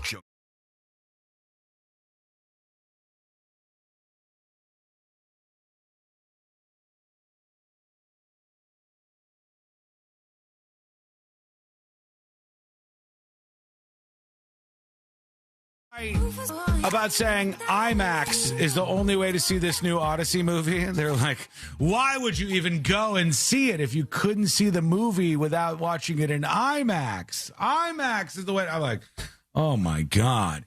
And then they'll go, look how much is cut off. Here's Christopher Nolan, and here's how much you see in the regular theater. Here's how much you see in IMAX. And I'm like, yeah, but there's nothing really interesting going on in the areas above or below the shot that you're showing, but people swear by it. I don't think I've ever seen a movie in IMAX. I don't know that I've ever even seen one. I think I've been to like an IMAX theater that maybe the technology was new, and so they had it at like a museum or like a science center kind of place where they would show IMAX, but it's like, here's the wonders of the deep blue sea. Some nature thing. And there was no LL Cool J. Not a single LL Cool J to be found. Different one, yeah. There was a clip that went absolutely viral this week, and for, a lot of reasons. There was a woman, I haven't seen anything quite like this in a while, who was testifying before Congress, and her name is Elizabeth Oyer, I believe. My God, I don't know if I've seen anybody get this sort of drubbing, this sort of dressing down, this sort of verbal beat down in a very, very long time. Apparently, this woman was trying to get a pardon for Dylan Roof. If you don't know who Dylan Roof is, Dylan Roof is like a terrible monster of a human being, shot up a church, right? Shot up a church and killed a bunch of people. And this woman was trying to get a pardon for like the worst among us. This is a mass shooter guy. I can't believe that there's anybody that would even advocate on behalf of these folks. But this lady, like you could see if you're watching on youtube.com/thenewsjunkie, her face, even at the beginning of the clip, is like, oh boy, really gonna have one of those days. And I thought, is this lady really doing this? Josh Hawley, the representative, was up there. Of course it's a Josh. And this Josh was letting her have it, right? Here he goes. If you missed this, God almighty. I know there needs to be a job for everything. I mean, somebody needs to do legal work even for the bad guys. But being out there advocating for this kind of person is a whole level of low. Here's what happened, just in case you missed it. You were President Biden's pardon attorney. Is that correct? I was the Justice Department's pardon attorney. You made clemency recommendations to the White House whether or not to pardon inmates. Is that correct? My job was to make clemency recommendations. And in that capacity, you recommended that the President of the United States, Joe Biden, grant clemency to all 40 federal death row inmates, all of them, clear them out, correct? Clemency means, just to be clear, that does mean that the people will be released, right? Yeah. Clemency, you're on death row. If you get clemency on death row, that doesn't mean you're commuted, which would be like you serve out a life sentence. That clemency, I think, would mean that you get released, doesn't it? Okay, clemency is the act of showing mercy, leniency, or forgiveness by an authority figure, such as a judge, president, or governor, towards someone who has committed an offense. It's often used to reduce a harsh prison sentence, grant a pardon, or provide a second chance to a convicted individual. I mean, but she's doing this for everybody on federal death row. So it sounds like she's just trying to get rid of like federal death penalty. Yeah. Okay, all right. Let's see what else she said. Sir, as I told Chairman Grassley, I'm not free to discuss the recommendations. Well, that's what your memo says. I mean, we have your memo.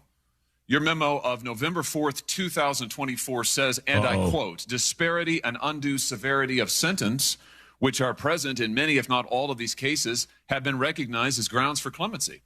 And you went on to recommend in that memo and a series of other memos that are now recorded and public record that the President of the United States grant clemency to murderers, rapists, and the most horrible offenders, all of them, clear death row completely out. I'm amazed you've been called here today. I'm absolutely amazed by it. But let's just talk about the people who you talk about. She's like, oh, this isn't getting any better. Why did I wake up today and do this? This lady's just like, I'm about to get tongue lashed. Victims, the people who you recommended get clemency and live at the expense and sufferance of taxpayers for the rest of their lives. Okay, so let's start with Dylan Roof. Okay, like you made it sound at the beginning like they were just going to let these people free into society, which I'm sure somebody wants out there, but that's another level of crazy town. But she was advocating on behalf of Dylan Roof, I guess, and they go into this. Dylan was a neo-Nazi who murdered 9 African-American worshipers at a Bible study in Charleston, South Carolina, 2015. Do you remember this case? I do remember it very well. I would hope you did. Here's his victims. You want to look at them? Uh-oh. There they are. 9 of them at a Bible study in a church, killed in cold blood. The DOJ knew from day one that he had decided, I'm going to quote from the prosecutors. God, he's actually got the photographs up. He's got the photos of the victims at some sort of, I don't know if this is a funeral or some sort of event. Vigil or something, and he's got this up behind him, so now she has to look at that. Decided to attack African Americans because of their race. He further decided to attack African American worshipers in a black church in order to make his attack more notorious. More notorious. And yet you recommended that he be granted clemency, live at the expense of taxpayers for the rest of his life, substitute your judgment for that of the American judicial system. Do you stand by that recommendation today? Sir, I'm not going to comment on the recommendations that I made, but I can tell you that Mr. Roof is going to die in prison as... He's going to live in prison for a very long time because of you, because of your recommendations. And here's what you said in your memo of October 30th, 2024. You said that actually Roof is not a compelling candidate for clemency, but you recommended it anyway. Why? Because he suffered from anxiety, you said. Right? He suffered from anxiety. Did it ever occur to you that maybe the family of his victims might suffer this lady's going to turn inside out because he marched into their church and murdered them in cold blood because he was an incredible racist and he wanted to get on TV?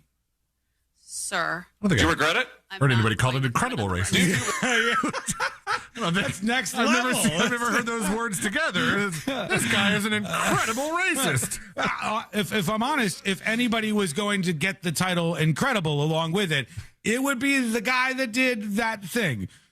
This might be one of those things where you go, hey, actually, I'm against the death penalty. And so, but the moment you find yourself explaining why you think Dylan Roof, a mass murderer, has anxiety, so he should get some special treatment and should not be put to death or whatever, is the moment you're losing with normal people, right? Because normal people are like, oh, did Dylan Roof have anxiety?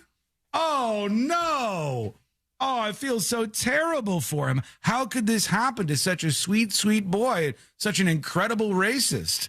I don't know how this could ever happen. Boy, that's a tough day in front of Congress right there. Let us know what you think. Send a dispatch over at thenewsjunkie.com right now. I don't know that she would have gotten an easy go at it from any of the people who had arrived there, though. I honestly would not have blamed her if she just backed up. See you later. I get it. I'll come back in 5 years. I'll make some changes. We'll do some things, and we'll see what we can do. We're going to switch it up and kill everyone now immediately. Yeah, let's change things. Let us know what you think. Send a dispatch over at thenewsjunkie.com. On the Blue Angels topic, Gregory emails. He says, that was cool. It was really cool when they flew low over that beach. Nobody got hurt and nobody got in trouble. However, they did break an FAA regulation for air shows, and he links to the special provisions rules. He said all things can be true, and even the best pilots make mistakes and crash. True, yeah. I mean, there's been, as far as I know, and I don't even know a lot about this topic in particular, but there's been air crashes or air show crashes previously. Now, I don't know if there's been air show crashes where people who have been gathered watching have died, but I would not be shocked if that was the case. I would think that there was, probably some occurrences of that happening, given the danger of it all. Alicia says, happy Friday. Not sure if you discussed this, but I thought I'd send it over. Pick a side. And she sends a story. It says, Man accused of hitting a child on an e-bike and then slapping him. Well, what did the kid on the e-bike do? We'll find out. Had an e-bike. Yep. Yeah, that's it. Maybe he was doing something else. Maybe he was driving a little too fast, or maybe he had anxiety. You never know. You never know what's going on. So we'll get into that story also. We have the hot sheet that's coming up next on the News Junkie.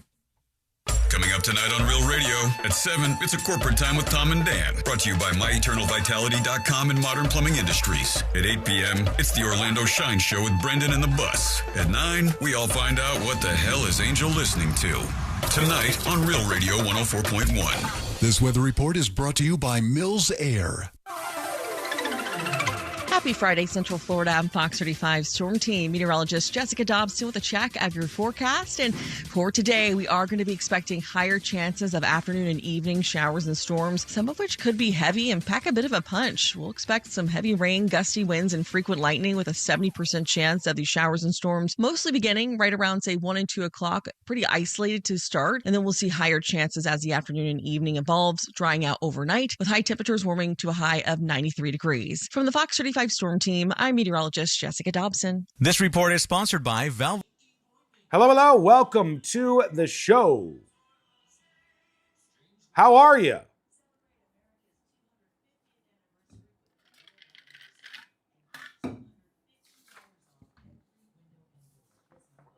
Okay. Let's see.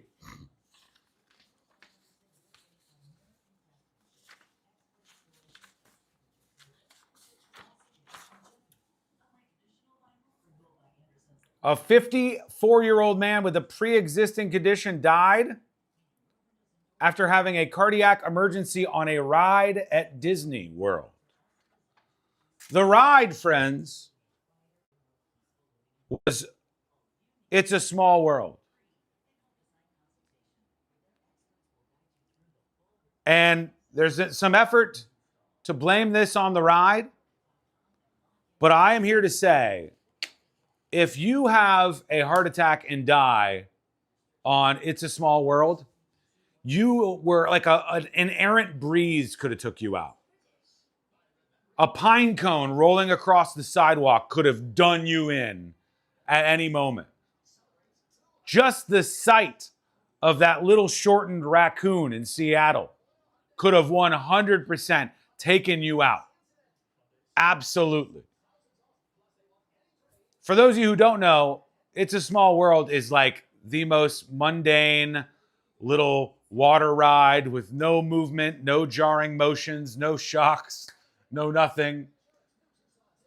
If It's a Small World didn't set you off, the next time change would have. True, yeah. How does that ride do you in? Although it might be a pleasant way to go out. With all the like different languages. It's a small world. You know. Every language you're going through, It's a Small World. And the thing that sucks is if he died on that ride, then if you're still in the America part of It's a Small World, you might have had to continue with a dead man through all of the cultures and all of the languages and all of the songs. Not a good time. We're back in 2 minutes, folks. Live on the show, back in 2 minutes.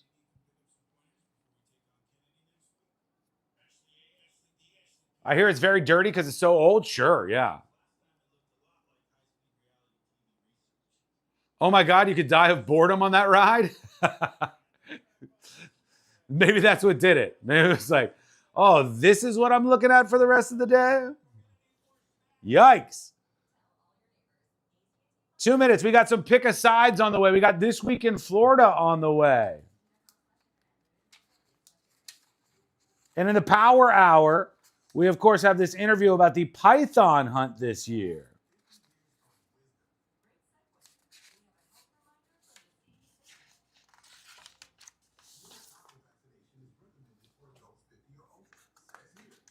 Couple of emails.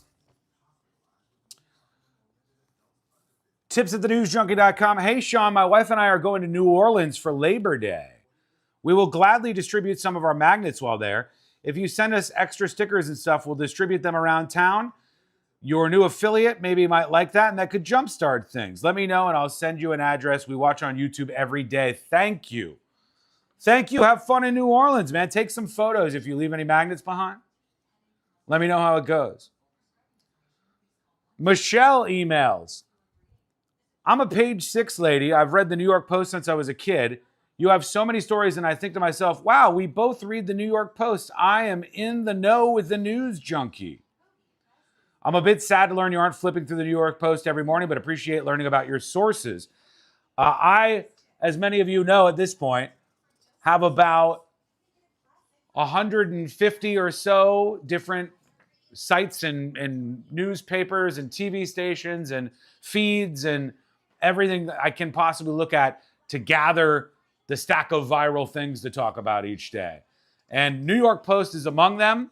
They get some stuff wrong. They do a bad job sometimes, but sometimes they got pretty good viral stories that get a good conversation going, at least. Some people love them, some people hate them. Take a shot of Pirates of the Caribbean water. I don't know what that would do to the human body. I know we're coming back right now, though, so stand by. CFO or HR manager, it can be too complex to just buy a policy online. Supersure is the super agency built for you. Licensed in every state for your business insurance and employee benefits, all with year-round support for you and your team. At supersure.com, you can access tools like the Fine Print Facts tool, which translates your current policy into English so you know what's covered and what's not. Plus, a business value calculator so you can estimate what your business is worth, so you know exactly what needs to be protected. It's supersure.com. That's supersure.com. One super agency, one powerful platform, all policies in one place. Go to supersure.com. That's supersure.com. Paid for by Supersure Insurance Agency, LLC, a licensed insurance agency. This portion of the News Junkie is brought to you by that mortgage guy, Don. Don't miss the boat. Compare your quote with that mortgage guy, Don.com.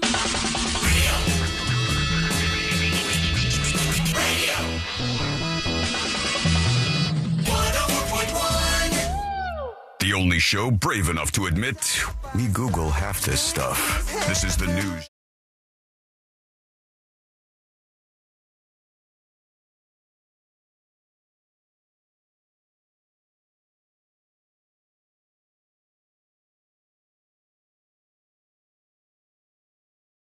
You are just incredible people, including you. Thank you for being with us today. Learn more about this show in the world's most viral newsroom over at thenewsjunkie.com.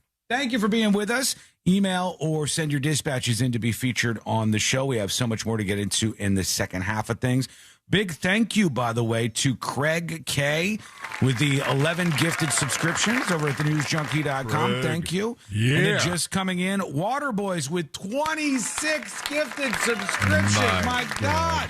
The support is just massive. Thank you so much. That's how to support the show. Take a shot at the suits by showing your support through some subscriptions of your own or just gift them to other people who are fans of the show.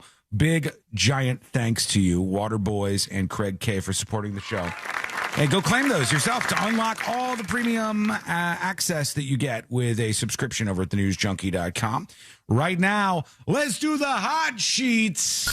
Check the hot sheet. It's news, but not like real important news. Best investigative reporting on the planet. The top stories from the people on your screens and speakers are on the hot sheet with C-Lane. That's right. The hot sheet brought to you by that mortgage guy, Don. It's the top 5 stories in the nonsense news. And we've been seeing for the past, a decade or so, maybe even longer, the revival of vinyl. You know, that people have been into having records. I have a record player at my house. I have a little collection of vinyl. Same. And it's fun to listen to. I think mine needs a little adjustment. I think mine plays a little too fast. But other than that, it's nice to have around. And but that's not the only thing. Like, move over vinyl, because a report shows that during the first half of 2026, CD sales has surged. Really? People are going back to compact discs. CD sales surged 16% to 16.3 million units, soundly outpacing vinyl's comparatively modest 2.4% growth. And now 16.3 million units may sound like a lot, but that's nothing compared to the height of CDs. In the U.S., CD sales hit their highest point in 2000. In that single year, how many CDs do you think were sold in the year 2000, right before the digital streaming era took over? Was this like boy bands popping off at that time? 2000? Yeah. Oh, man, that was a big year. 5 billion.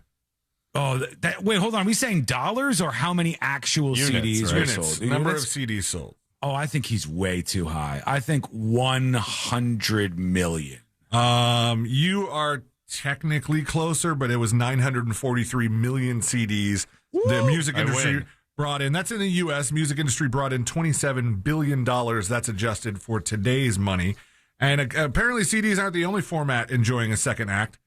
And I think Fritz has been on this trend too, because I think he said one of his more recent albums he had produced in cassette tape form. Yeah, he did. I've got one around in the studio here. Same. Earlier this year, Maxell introduced a Bluetooth cassette player, which is two things I didn't think were going to go together ever. But a cassette player with Bluetooth capability has underscored how nostalgia-fueled physical media continues to resonate with music fans. Other fans that are not going to be so happy of this show... Saturday Night Live. It's Saturday Night Live. That's correct, sir. I don't even know if I know anybody currently on Saturday Night Live. Well, the person that just announced they're quitting SNL is somebody we've talked about recently, Chloe Fineman, who was says after 7 wonderful seasons at SNL, I've decided it's time for my next chapter. She wrote in a lengthy Instagram post announcing her departure, saying it's really hard to leave SNL, but it feels like the right time. I'm going to miss it a lot. The people who work there are my family. Chloe Fineman was the one that was giving that weird interview where she said she pantsed a kid when she worked at as a camp counselor. I forgot about that. There was something. It was like the kid wasn't wearing underwear though, so she just pantsed the kid, and his kid wiener was exposed to a bunch of people. Don't say kid wiener, please. Wasn't a regular one. Anyway, I'm not going to. All right. Feynman. Oh my God, he's got an adult one. Feynman joined the ranks of Studio 8H in 2019. She was announced as a season 45 newcomer alongside Bowen Yang and Shane Gillis. 2 out of 3 ain't bad. Made it onto the show there. But she's known for her range of impressions, which included Jennifer Coolidge, Timothy Chalamet, Drew Barrymore, Britney Spears, and JoJo Siwa. Also, she's hot. I think if you're looking at the SNL cast, there's a couple hot members. She was one of them. Yeah, Keenan. You think Bless so Keenan. too? I'm glad you said that, Josh. Bless Keenan, because he is still on SNL, and I do like him, and I do know him. But I think he might be the only one that I know right now. You don't know, like Marcelo Hernandez. He's been trying to branch out with some stuff. He just hosted the ESPYs. He may have. I think so. Yeah. So I know him. I saw some clips of that. So he's starting to do pretty well, I think. Did not love his stand-up. I love his characters on SNL. I think he does a really good job, but I thought the stand-up was just kind of like, I'm Hispanic. He when he hosted the ESPYs, though, he had a pretty good joke about Shane Gillis. You just talked about Shane Gillis. And Shane Gillis had hosted the ESPYs the year before, and this Hispanic guy from SNL right now goes, Shane Gillis hosted last year, and in true white guy fashion, he's watching from his couch at home, drinking a beer while a Mexican does his job this year. And I was like, oh, okay, all right. Not bad. Let's see. If you were a big fan of La La Land, the 128-minute masterpiece, they call it, from Ryan Gosling, the 10th anniversary theatrical celebration is coming soon. Tickets are already on sale for the 10-year return to La La Land. Doesn't seem like it's been that long. But speaking of Ryan Gosling, one of the shows that broke him as an actor or just as an entertainer in general is getting itself a reboot. Ooh. Mickey Mouse Clubhouse? Yeah! Oh, I didn't know he was on this. Not the Clubhouse, but just the Mickey Mouse Club. M-O-U-S-E. The new group of Mouseketeers is on the horizon as the Mickey Mouse Club eyes a revival, as Disney Plus has ordered a pilot for a reboot of the classic kids program. The original launched young talent such as Britney Spears, Ryan Gosling, Justin Timberlake, and Christina Aguilera. Is Rocky going to be in it? That's my only question. Rocky, like from the Project Hail Mary? Yeah. Unavailable. I think he's still floating around in space. All right, fine. The original Mickey Mouse Club was created by Walt Disney himself, and originally it was a traveling live theater show, but it first aired on ABC in what year? Oh, my God. 69. 72. 1955. I was close. And after a brief run, became a syndication show in the 1970s. Wow. See? I was thinking the syndication date. Yeah, that's what I thought about Obviously. you. Josh always goes straight to syndication. I do. All I can think about is I was just telling the people on Mike that a story came out that a guy died at Disney World, and then they said he died while on the ride, while on one of the rides there, and then when I looked it up, he died on It's a Small World. Oh, my. I'm like, wow. Of all the rides that could take you out, it's not a very aggressive ride for those of you who haven't been on it. It was the cancer that was aggressive. Jeez. It was a heart attack. If you fought in a foreign war and you round that corner and see the little Vietnamese children, maybe. Just saying. PTSD. Okay. If it's like the TV show Ghosts, where you in the afterlife you're kind of confined to the building you died in. Mm-hmm. Wow, that's a terrible. Oh God! The music over and over and over and over. And they get to like the Japanese version. Yeah. Okay, now you're singing Kyle's Mom's a Bitch, but I like it. I appreciate it. And last but not least in the hot sheet today, this one I thought was so stupid. I've seen a bunch of this story being posted. All right. But Fish, the jam band, Fish with a PH. They just had a, 3-night triple header at Ruoff Music Center in Noblesville last weekend. And the fans loved it. The Fish fans, they ate it up. They had a great time. The prosecutor, the Hamilton County Prosecuting Attorney's Office, not so much. And it's like, duh. Are you kidding me? They posted a Facebook post condemning the, quote, significant quantities of suspected psilocybin mushrooms, methamphetamine, LSD, heroin, fentanyl, MDMA, marijuana, and nitrous oxide, end quote. You sound like that one Sublime song where he just starts rattling, nitrous, heroin, and PCP and all the different types of the stuff. That's what they were. Of course that's at a Fish concert. Yeah. Isn't that just expected? It's a Fish show. Fish's July 10th to 12th stint, law enforcement in Hamilton County arrested 5 fans. I mean, if you named more drugs than people you arrested for drug dealing and possession during the band's 3-show run. Says, frankly, we are disappointed in the number of people who showed up to engage in illicit behavior. Nerd. The expected eye rolling from Facebook commenters followed the county prosecutor's statement. Well, duh. We're not mad. We're just disappointed in you druggies. Even the Rolling Stone took a stab at shooting fish in a barrel, but decided the joke was too obvious. Drugs at a Fish concert is a real fork found in a kitchen sort of thing, users noted. Expecting that this crowd is not going to be partaking in recreational drug use is just kind of tone deaf. Excellent use of police resources, a couple said. Next up, finding birds in the sky. Sorry also, that drugs are bad. They're super bad for you and all that stuff. But the people who would go to a Fish concert are kind of experts. So I don't even worry about them as much. I think they know what they're doing. Yeah. The venue claims to have a zero tolerance drug policy, says a spokesperson from Live Nation, the entertainment giant that owns and operates the venue, and referred Indy Star to the Hamilton County Sheriff's Office when asked for comment on the arrests or whether the venue will strengthen its existing guidelines. I think Fish will be back and everybody will be just fine. It's Friday. Let's see what's streaming this weekend, what you can watch on your various streaming platforms. Netflix has season 4 of The Ultimatum, Marry or Move On, which is one of those Nick Lachey, Vanessa Lachey shows where they take people who are already coupled up and try to ruin their lives. The Real Wolf of Wall Street is on Paramount Plus, sort of a you've seen the movie, now hear the real story kind of documentary. Scott Peterson, The New Evidence, for people who still are into that. That's going on A&E. Ride or Die is on Prime Video, an action comedy where Octavia Spencer is shocked to learn her longtime best friend Hannah Waddingham is an international assassin. Will Ferrell, Molly Shannon, Chris Parnell, and Luke Wilson are in The Hawk, which is a comedy. I think it's a series. That's the golf one, right? Yeah, it's about a washed-up golfer trying to regain his former glory, which is a little bit kind of like Apple TV's Stick with Owen Wilson, which we started watching and didn't really get very far into. Anya Taylor-Joy stars with Annette Bening and Timothy Oliphant?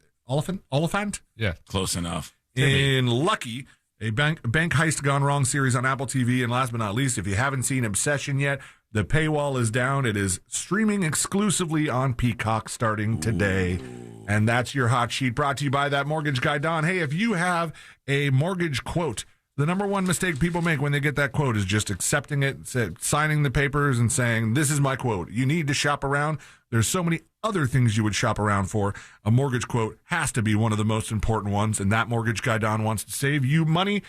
Find him online at thatmortgageguyDon.com. Don't miss the boat, compare your quote with thatmortgageguyDon.com. Quick break, friends. Don't worry, the Python conversation that I talked about, we are going to be talking to them in the power hour of the show. They had some issues with some animals. I guess they have like a little animal reserve or something. She has like I think she said sanctuary. Sanctuary, yeah. So this is the woman who was the winner last year. We got to find out what's going on. Like, what's the nitty gritty on the Python hunt? We're going to get into that in the power hour today. We got to pick a side before that. We got a bunch of other stuff. Hello. Welcome behind the scenes.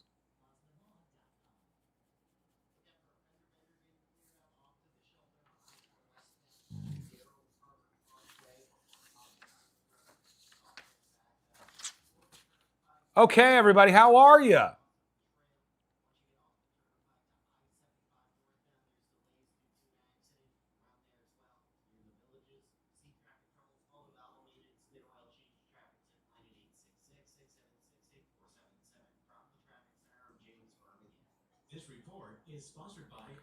We got our tickets, our airline tickets to go to the Keys for Courtney's birthday. Never been to Key West.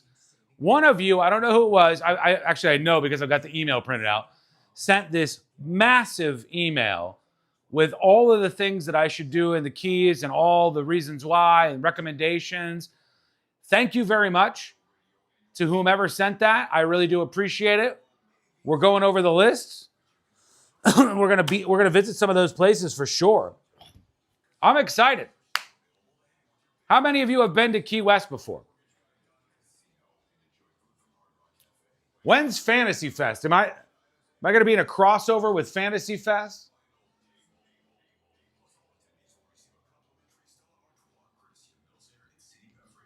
Thank you, Water Boys, for the gifted subs. Thank you so much.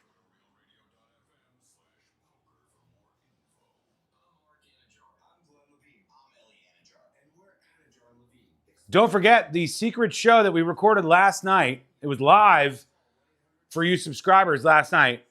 Big crowd, good time, fantastic. And it was a fun show. I had to get some things off my chest. It was a good time. It was a fun show, fully uncensored. And that secret show is available at 5 p.m. as per usual. Released on Fridays at 5 p.m. Key West is fun, but not really the best key if you want a nice beach. I heard this, La Jeva Rasa. Is this true? Somebody told me that Key West doesn't even really have a beach. I just pictured like there would be beaches everywhere, but they said in the Keys a lot of times there's not even really a beach. Is that true? Facts, it's garbage? Oh. Brutal. It was a great fun show last night. It was a good time, man.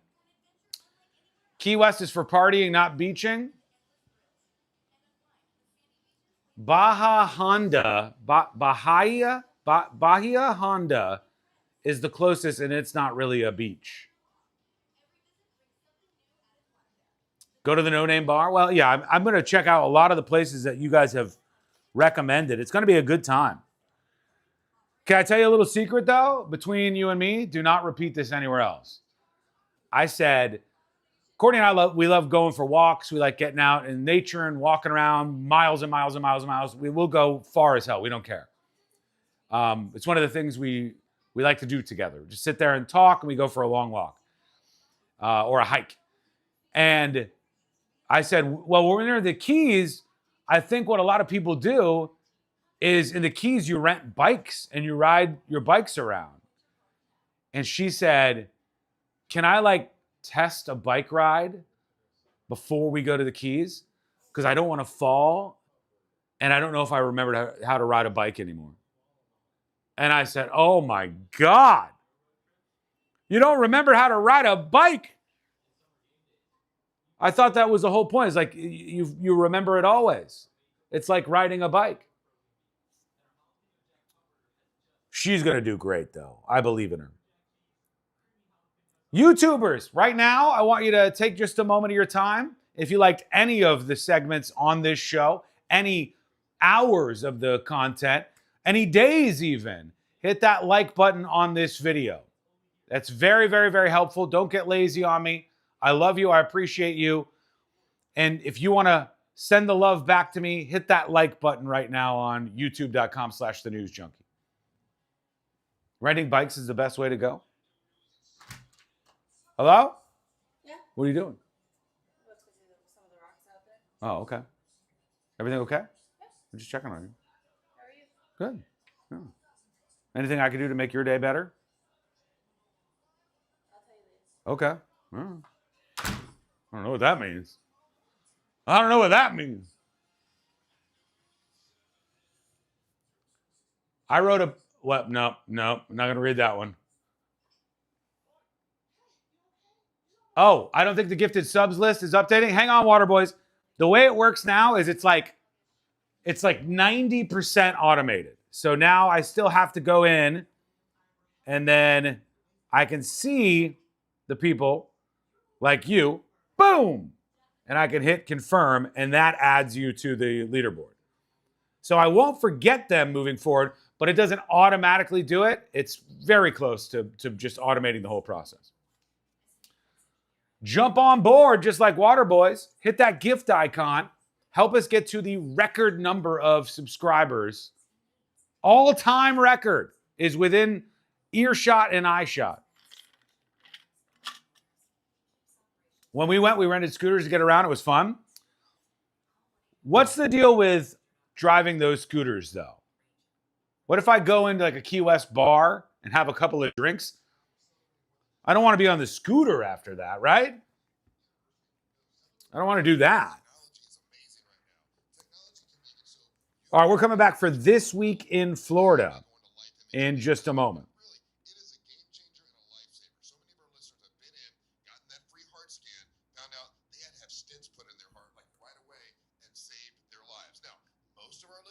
Good to see you, No One, Stepafi, Zephys, Night Nurse, Kokomo, Sun State John, Abraham, Bootsy, Steph, Das Hefe. Good to see you all over there hanging out with us today. Hit that like button on YouTube because we're coming back live right now for This Week in Florida. For cancer screening. That's super important as well. My sister went, and when she went, it was stage 4 cancer, and it was too late. Don't be too late. Get in there. Pick up your cell phone. Dial pound 250. Say the keywords free heart scan. There's a few minimum requirements, but this is a great value that they'll give you for free for the free heart scan. And ask about the cancer screening. I believe it's super important. It's Life Imaging FLA. Make sure you tell them Russ and the Monster sent you. For all your plumbing needs, go to modernpi.com. iHeartRadio FIFA World Cup Update. After a month of matches, it all comes down to this. Spain and Argentina meet this weekend with the World Cup title on the line. Argentina do it again, and they set it A with Spain Sunday in New Jersey in the World Cup final. The match Sunday kicks off at 3 o'clock Eastern. Meanwhile, in Miami, England and France are preparing to play in the third-place match tomorrow. For live Fox coverage, search World Cup now on the free iHeartRadio app. Live from the JustCallMo.com studios. Got a question after an accident? Just call Mo. Visit JustCallMo.com or dial 1-800-CALL-MO. This is WTKS-FM HD1 Cocoa Beach, Orlando. An iHeart radio station. Guaranteed human. Real Radio has your chance to win $1,000. Just enter this nationwide keyword on our website. Bank. B-A-N-K. Bank. Enter it now at realradio.fm and answer your phone if you get the call. Good luck. Radio 105.9. The most viral newsroom on the planet is still humming along. This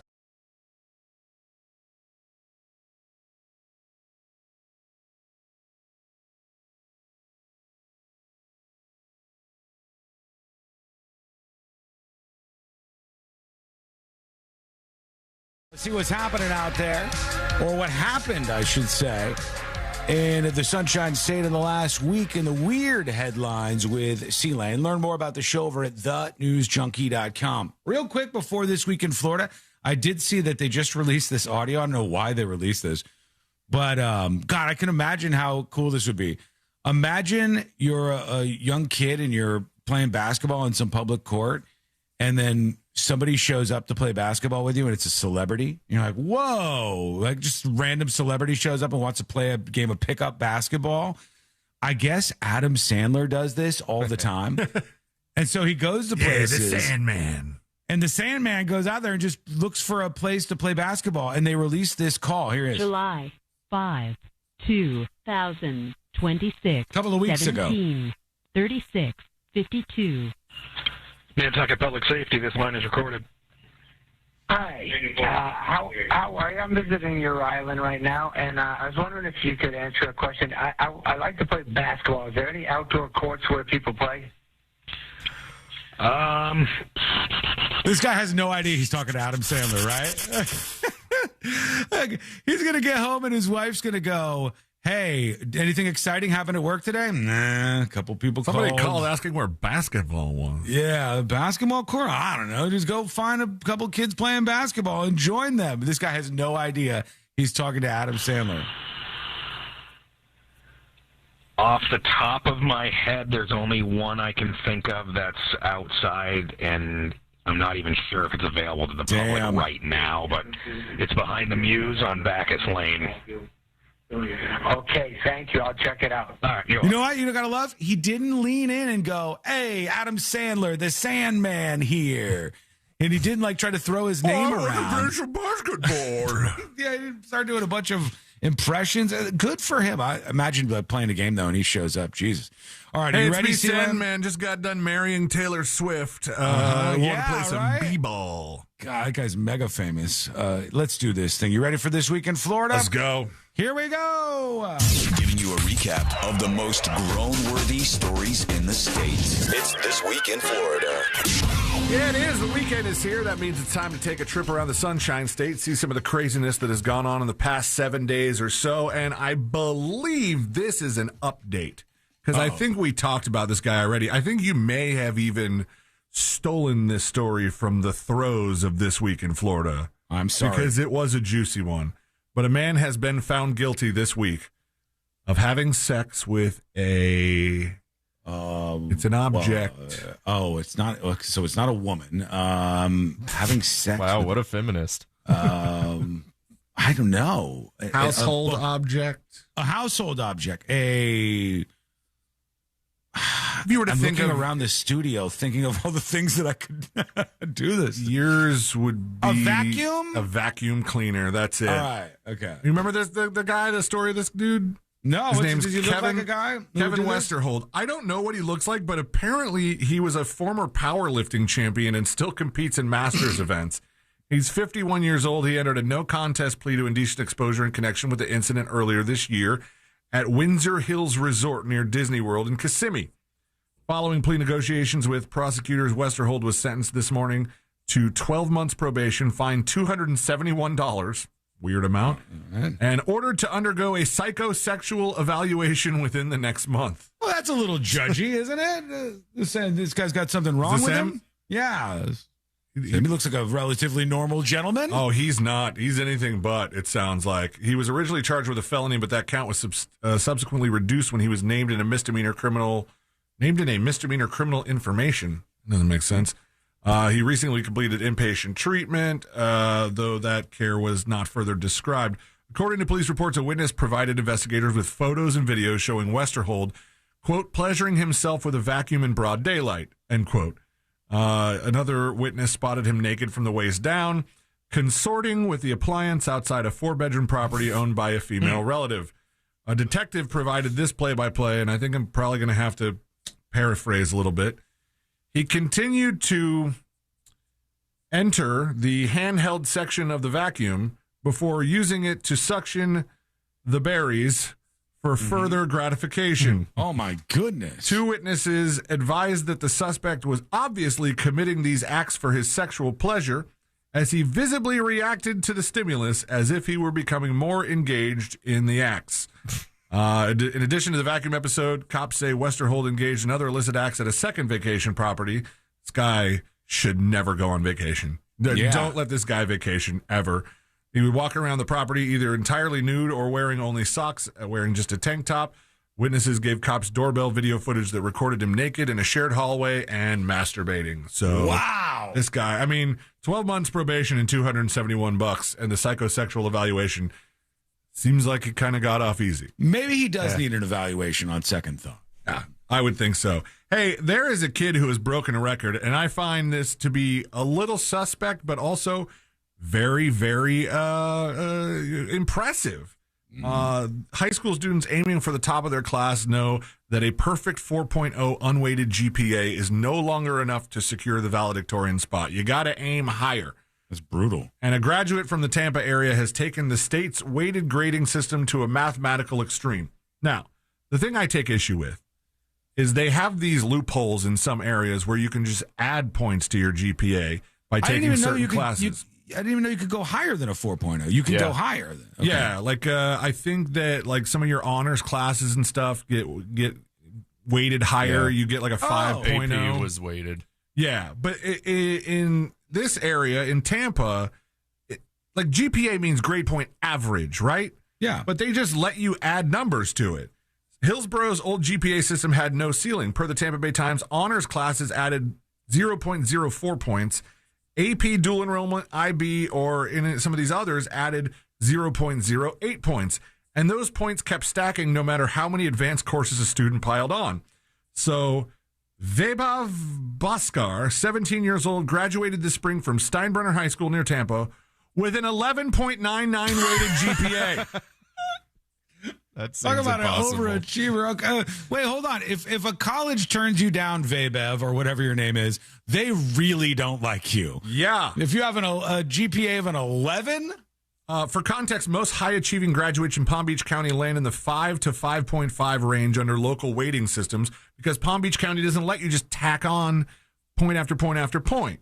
Mm-hmm. But this 11.99 is believed to be the highest in Hillsborough County, likely a state record, and now they're trying to fix this to where you can never do it again. So this person has the record GPA, and there may never be a record GPA like that again because they're just changing the rules now. But I think, like, it's an average. It should be kind of impossible to get.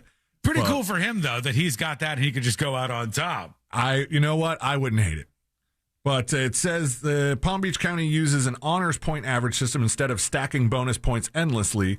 Regular A's worth 4.0 and honors level courses bumped that to 4.5. This person, this Bhaskar, has 6 AP classes in the sophomore year, 8 junior year, dual enrollment through UF and Hillsborough College online classes through Florida Virtual School every summer. Cow. He gave up lunch for an extra AP period and left campus during fourth period to squeeze in more coursework. Are you kidding me? The kid ditched lunch. He gave up his own lunch so he could get more credits? By the time he received his high school diploma, Bhaskar had already earned enough college credits to secure an associate's degree. He is headed to Duke University to study finance and economics. Wow. Here you go for Bhaskar.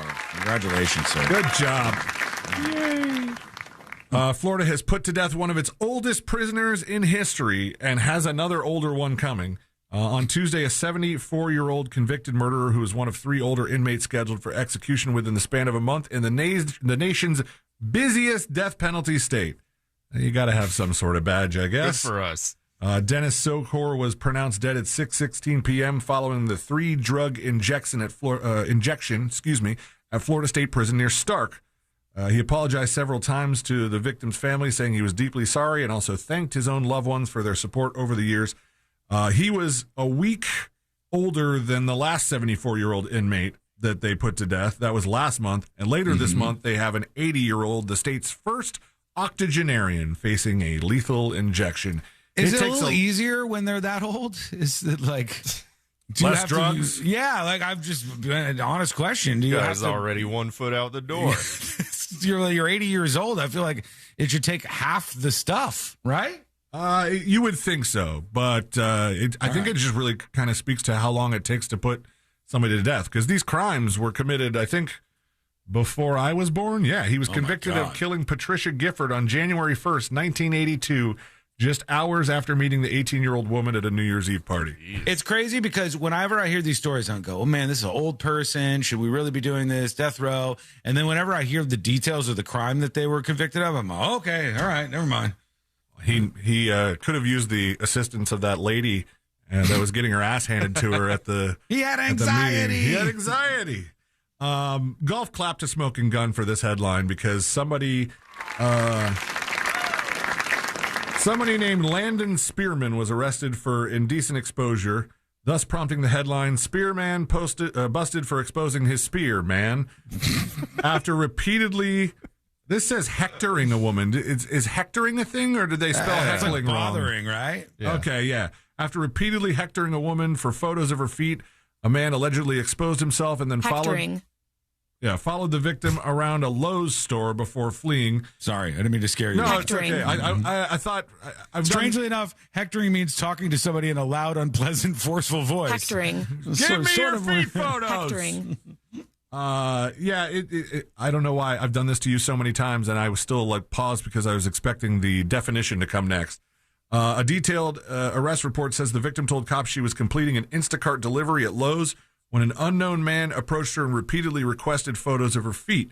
After declining the request, she accepted his phone number in an effort to end the encounter and continue working. Oof. That was a mistake, I think. As she walked away, the man, later identified as Spearman, called out to her. When the victim turned around, Spearman intentionally exposed his flaccid penis and declared, "Call me for some D." Bold. He's scheduled for his court Spearman, appearance. does that work? Has there been a history of this working in your life? It didn't work. I mean, if it worked before, it didn't work this time. Some of these guys do this stuff, and I go, was there ever a success with this? Did you ever go, hey, check this out? At some point, you think there would have to be. Or else, what are you doing it for? Spearman is scheduled for a court appearance on August 19th for the misdemeanor case.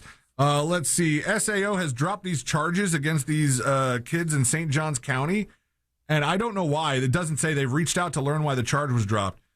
This car was going down I-95 and shooting fireworks at other cars. Oh, I saw that. Did you see how they busted him? That's the point of the story, probably. Right? A helicopter, yeah. They followed him for 10 miles. I've never heard of this before. They were overhead in a helicopter, and they saw that they were blasting stuff out of their car. See if you can look it up, the video, because I saw a still from it, and you could see they got the still picture from exactly when the mortar kind of exploded, so you could see the pieces of firework going everywhere.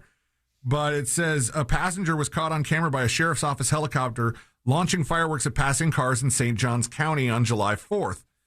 Fireworks can be seen flying from the vehicle and landing in the median and in oncoming lanes of the highway. They pulled the vehicle over, and the men inside denied shooting fireworks from the car. The deputy said the vehicle was seen launching fireworks. The driver said, "No, not us." He goes, "Unfortunately, it was captured by our air unit." Driver once again says, "No, not us." Is this it? Oh, hold on. Yeah, let's see. This is the actual interaction. Hey, how you doing? Good, how you doing? Deputy Cooper, Sheriff's Office. Report you over is, this vehicle was seen launching fireworks out of the passenger side of the vehicle. Not us. We're now 1012 with a vehicle following a boat southbound 95. They appear to be shooting fireworks out of the window at cars on the interstate. The guy's laughing. Damn. Well, they told him it was captured. It was captured by our air unit. No, not us. Not us. Yeah. Gotcha. The deputy at some point says, "You see that little flashy dot up there?" And the driver said, "It's a drone." He goes, "No, that's a helicopter who's been following you for the past 10 miles, shooting stuff out of your car." Damn. He goes, "Are you going to stick with the story? Because let's be real, it's on a recording." An Orlando man accused of snatching a child near a hotel pool did push-ups while fleeing the police. Don't know. All right. Don't know what kind of flex that is. They restrained Rodney Bowie Jr., 32 years old, who they said was not a guest at the hotel, approached the gated pool area, picked up a girl turning away from the pool, And then he said, upon my arrival, I immediately began assisting with the apprehension of Bowie Jr. When he fled, another man told him stop running, and Bowie soon began doing push-ups in front of a nearby car wash, making it a lot easier for him to catch, I would think. And last but not least, in This Week in Florida, man, how time does pass. I felt like we were just talking about this, and now the 60-day temporary ban on importing sloths into Florida has expired. Oh, no. What? No, I felt like they just did that. They can't do like a permanent one. They can only do a temporary one because a permanent one would be more like legalese and more legislation. So they did the 60-day temporary ban. It has expired even as 8 rescued sloths continue their rehabilitation at a Florida zoo. The FWC issued the emergency ban in May following the investigation into Sloth World. And then the temporary ban was intended to prevent additional sloths from being brought in. But it's over now, so you can bring in your sloths, maybe. Just, try to do better than the last guy did. And that's it for This Week in Florida. All right, quick break. When we come back, I've got a bunch of stuff to try to work in before we get to the Power Hour. We should have this interview about the python hunt with the woman who won it about a year ago.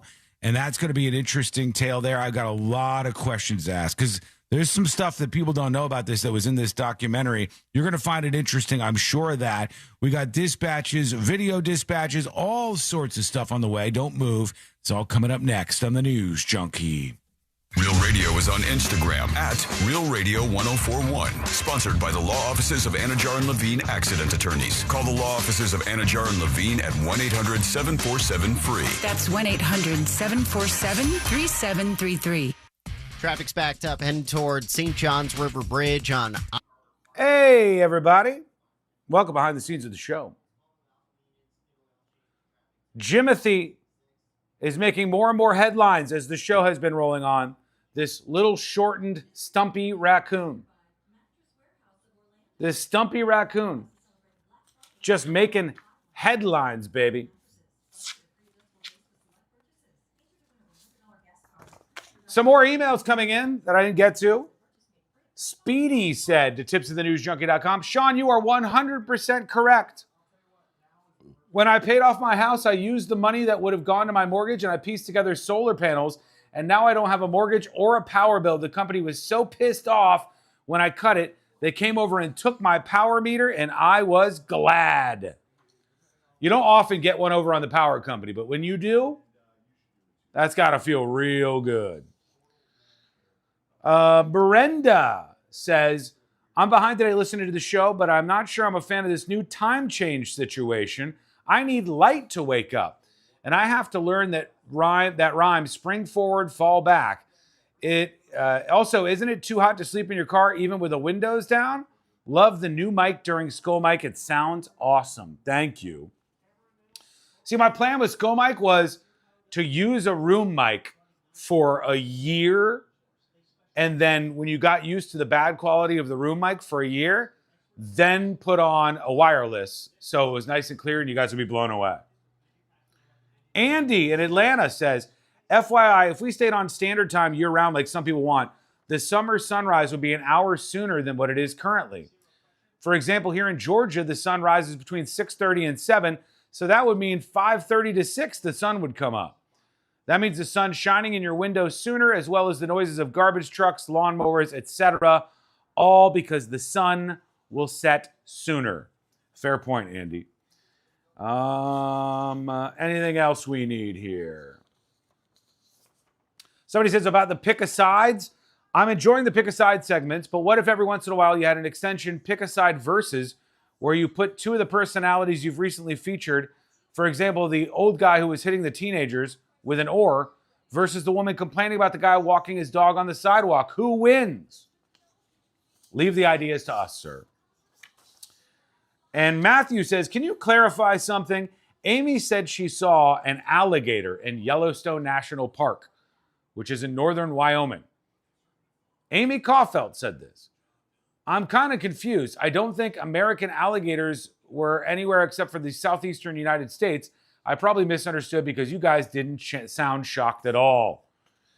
No, we were talking about the bison, the viral bison attack. That was in Yellowstone National Park. Amy saw a bear in her neighborhood and also saw a baby gator in her neighborhood in the same day. Hope that clears things up.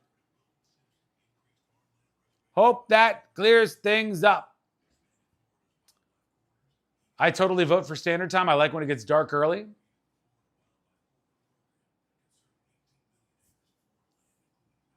There are 0 gators in Yellowstone. Yeah, I think that's about right. I think it's a little too cold.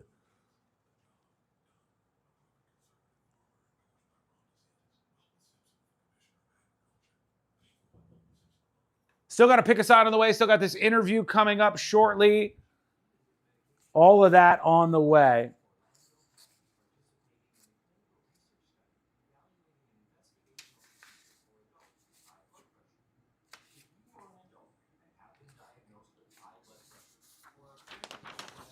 Madison Square Garden, by the way, is suing Wired Magazine. Wired Magazine wrote this bullshit article. I hope they lose. The article was like, Madison Square Garden is keeping a creepy surveillance list of gay celebrity fans. That's what Wired posted, because Wired just posts all kinds of dumb shit. And Wired is lost in the sauce. They're like mega political. They're supposed to be a tech magazine, but here's where they are. And they said there was Madison Square Garden had a creepy surveillance list of gay celebrity fans. The truth is, Madison Square Garden, like most venues, had a big list of all the celebrities and the people that they would host, and then they would rate them in terms of, is this person going to be trouble or are we not going to have trouble with them? I bet most major venues do that. I bet that's totally normal. And then on the list, they had things like the person's birthday and identifying information about them, including whether or not they were gay or whatever. And then the way Wired reported it was Madison Square Garden has a secret gay list, a creepy gay spy list. It's like, that's not the point of it at all. Yeah, Wired Magazine they shit the bed long ago, just like Popular Science. That's what happens when politics gets infused in all of these areas where it doesn't really belong. All these people who are writers for Wired and for Popular Mechanics or whatever, Popular Science, they really want to just talk about politics all the time. So they just shoehorn that into all the other content that they're doing, and it just ruins it. All right, we're coming back right now. Stand by. A champion will be crowned. That is a wondrous goal! And every remaining goal. Messi magic again! And save. What a save! Can be heard for free on the iHeartRadio app, thanks to Fox Sports. All the drama. Argentina, they always find a way! One champion. Spain will play in the FIFA World Cup final. Hear the action, no matter where you are. Download the free iHeartRadio app. Now. Win $25,000 in free impact windows from Maurice Windows. Text TRUST to 20129. Real Radio has your chance to win $1,000. Just enter this nationwide keyword on our website. Bank. B-A-N-K. Bank. Enter it now at realradio.fm and answer your phone if you get the call. Good luck.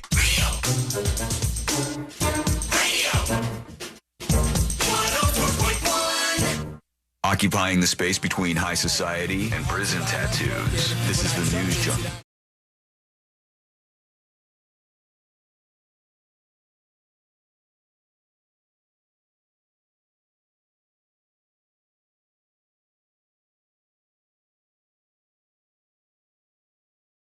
You have a great weekend, honest to God. If you enjoyed any of the show this week, or if you missed anything, you could always catch up on everything happening around these parts over on thenewsjunkie.com. That's thenewsjunkie.com. I've seen so many stories about the sheriff's department complaining as in states like Florida, they start to push this property tax amendment vote forward. And I'm somebody who supports this. I think that there are ways to do this that will make it so people, especially people who own their homes, people who are older in many cases, don't have to perpetually pay these property taxes. But, you know, you're always going to have people who get upset. Most of these are people who take the free money. They got their hands out taking the taxpayer dollars.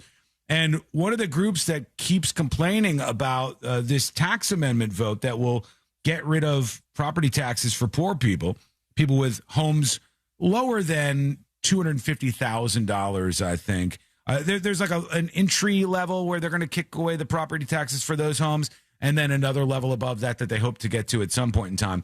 But they're not mansions, right? These are for people who have lower value homes. They hope to make it so they don't have to pay property taxes forever. And the sheriff's office is like, whoa, we're not going to be able to do our jobs. We're not going to be able to do our jobs. We're not going to have this. And I looked into one of these in particular. Michael Scott is the District 6 commissioner, which is kind of funny in and of itself. And they're talking about shortfalls if they push this thing that will get rid of property taxes for some people in Florida. And they said Orange County, Florida in particular, could lose hundreds of millions of dollars if voters decide to get rid of property taxes in November, according to the Orange County commissioner. Michael Scott says when you talk about $100 billion less in funds to be able to run any business for profit, nonprofit, that's going to be some very tough conversations. In particular, coming forward is the Orange County Sheriff's Office.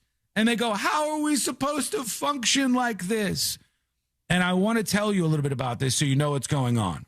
First things first, the Orange County Sheriff's Office asked for the next budget for $500 million in one county in the state of Florida. The sheriff's office asked for $500 million, over $500 million, right? That's how much money they asked for. And they're like, we're not going to be able to do it if we don't get this. And then I wanted to just see over time, how much money have they been paying the sheriff's office over there in Orange County? And in 1993, the budget for Orange County Sheriff was $68 million. That was working out fine. So they did the thing you always do. You ask for a little bit more. In 2004, it went from $68 million to $147 million. And the sheriff was like, all right, now we got the money. Now we're funded. Now things are good. Now we're doing all right. Next time the budget came around, they said, we need a little more, though. It's not going down. Maybe it'll go down someday. But the sheriff's budget now has gone from 147 to 188 million. Then it went to 208 million. Then it went to 234 million in 2015. Then up to $250 million in 2017. Then up to $266 million in 2019. 2021, it went to 316 million. 2022, 331 million. So 331 million was just 4 years ago, right? Now they want $500 million. I ask you, when you see this, you see it go to 2024's 373 million and now up to the proposed budget of 470 million because they had to back down on the $500 million they were requesting for. Doesn't it start to seem to you like these giant places that want so much of our funding from tax dollars just keep putting their hands out and keep telling you every single time it's just more expensive to do this? Because that's what happens. They tell you we can't do it for any cheaper. If you took this money away from us, all bedlam would break out. All hell would break loose. The sheriff's department from 1993 went from $68 million to fund the whole thing to now $500 million. That's crazy. That's absolutely crazy to me. And you might say, well, Sean, so did the population. It grew. The population grew. That is not locked in with the population at all. That is gross overspending. And then each time going, well, this is how much it costs us. This is how much it costs us. This is how much it costs us. Alien says because of the inflated executive salaries. Some of that is just overall everything is inflated. Some of these sheriff's office and police departments, they spend money on all sorts of stuff. I saw a story. This wasn't in Orange County, Florida, but I'll tell you just real quick. This was a story from thedrive.com, and it says how Texas police spent $4.5 million on 4 Chevy Tahoes. And they said it's hard to make a 2026 Chevy Tahoe cost more than $1 million until you start packing it with military-grade public surveillance technology. And they bought these vehicles, these SUVs, from an Israeli surveillance tech company, FalcoNet, brought to you by a company called Cognite, Israeli's Palantir rival. Palantir. I always say that wrong. Palantir. Secretly tracks people by intercepting the connection between your phone and the nearest cell tower. The idea is that you can strap this bad boy to a helicopter, backpack, or Chevy Tahoe and gobble up everybody's data Why as is you Chevy cruise around. Tahoe? Why is Chevy Tahoe getting all the mentions here? That's what they wanted. You It's could already strap in it use. to a Ford F-150 too. They said this is already in use in Florida. This year, Texas State Police bought a little fleet of these SUVs for $4.5 million. And it was a total of 4 of them. So they spent $4.5 million on 4 Chevy Tahoes so they can intercept our communications on our cell phones while they drive around. Boo. Like, these are the kind of things that they spend money on. And then when they go to you and you go, we need to cut back a little bit. This is getting too expensive. You need to trim your budget. We have to trim our budgets as taxpayers, right? I'm sure there's something that you've had to cut off of your budget. You've had to, cut things back a little bit with the economy tightening up. When I hear that they spent $4.5 million on 4 Chevy Tahoes, I'm convinced that somewhere, like, if they go to the Chevy dealership and the website's like, hey, if you put in your email address, we'll knock $2,000 off the price of the car. And they're like, nope, no. We want to pay full boat for these things. So this is what they do. A lot of times the budget is what it is, and you go, it's just this expensive to run a sheriff's department for a county like this. And when you start needling into the data, they get real angry because you discover that there's all these nice toys and stuff that they've bought. It's like you being a little kid buying every single toy in the world and insisting to your parents that's the budget you actually need to survive and get everything done. This is what's happened with a lot of these police departments across our country. And so when they start crying poor mouth, you go, hey, a couple of years ago, you literally had $200 million less in your budget. And there wasn't that much of a difference in the population. There wasn't that much of a difference in the service provided. But now you need hundreds and hundreds and hundreds of millions of dollars more. And they say, well, if you get rid of this property tax, we want an additional tax on the people. So they just want the money no matter what. They have no world in which they can consider cutting back like you have to, like I have to, like your neighbors have to. They're a big, giant organization, so they don't ever have to do it. And then they could tell you, almost like that fear-mongering list about daylight saving time earlier, where it tells you all the bad things that'll happen. They'll be like, if you don't fund us. I wonder if he responded. If you don't fund us, here's what's going to happen, right? There'll be bank robberies every day, and people will be killed and murdered, and just absolute nonstop nonsense. Die and you'll get fat. I'm saying you could slice a couple $100 million. You're going to get anxiety. We need our surveillance state Tahoes. I guess so, right? $4.5 million on 4 Chevy Tahoes. What's a Chevy Tahoe cost at the center of it? Like, not that much. $40,000 for a Chevy Tahoe? No, that's too low. $50,000. They spent $4.487 million on these vehicles. It's MSRP starts at $60,700. The antenna for it cost $27,000. Get out of here. I'm looking at the actual receipt for this. We're going to take a quick break. When we come back, jury duty is coming up in just a moment here. Also, in the Power Hour, we've got the interview about this python hunt going on once more in the state of Florida. All the drama around it, all the things you wish you knew, you're going to know because it's coming up next on the News Junkie. We don't buffer. We improvise. Real Radio 104.1. Guaranteed human. This is 3-time Pro Bowler Sean Merriman. Here's what's trending from the iHeart Sports Network. Presented by Cunol Turmeric. Well, the Mets and Phillies get tonight off after New York's win last night. The rest of baseball is back in business today and tonight, coming out of the All-Star break. Australian Lucas Herbert and Sam Burns of the U.S. each tied the scoring record in a major with 8 under 62s today at the Open Championship. Former Titans running back Chris Johnson, who has announced he has ALS, will be inducted into the team's Ring of Honor this season. I'm Frank Garrity. Doctors recommend turmeric more than any other supplement for joint health. Cunol Ultra High Absorption Turmeric is the #1 form of turmeric. We're clinically tested to support joint health and healthy inflammation. Cunol, science-backed, trusted by millions. Folks, let me tell you about an amazing company called Mills Air. That's right. Mills Air, run by Leon Mills, was started so he could just help some people out. He knew some people who needed help with their air conditioners. And then they had a couple more employees and a couple more employees. And then they decided we were going to do something different. We are going to make sure honesty is at the forefront of our business. Like that special honest mechanic you get to find every once in a while that your friend will recommend to you. And it should be that all of them are that honest, but it's just not the case. A lot of these AC companies want to take your money and run. Some of them won't be around next week. But Mills Air has been around since 1992. That's 34 years and running if you're counting that they've been helping people out with their air conditioners. So when something goes wrong, rely on them. When something goes wrong, dial them up. 407-277-1159. That's 407-277-1159. Or find them online at millsair.com. Hello. Welcome behind the scenes of the show. Why is there a shirtless man repeatedly posting pics on TNJ chat? Do you guys vouch for this bizarre shirtless man? Swilly's posting his cast over there on TNJ chat.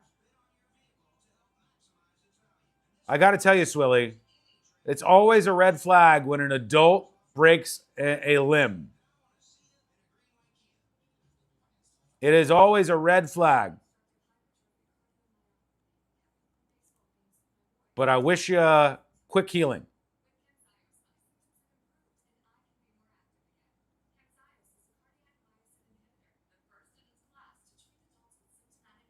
Stand by.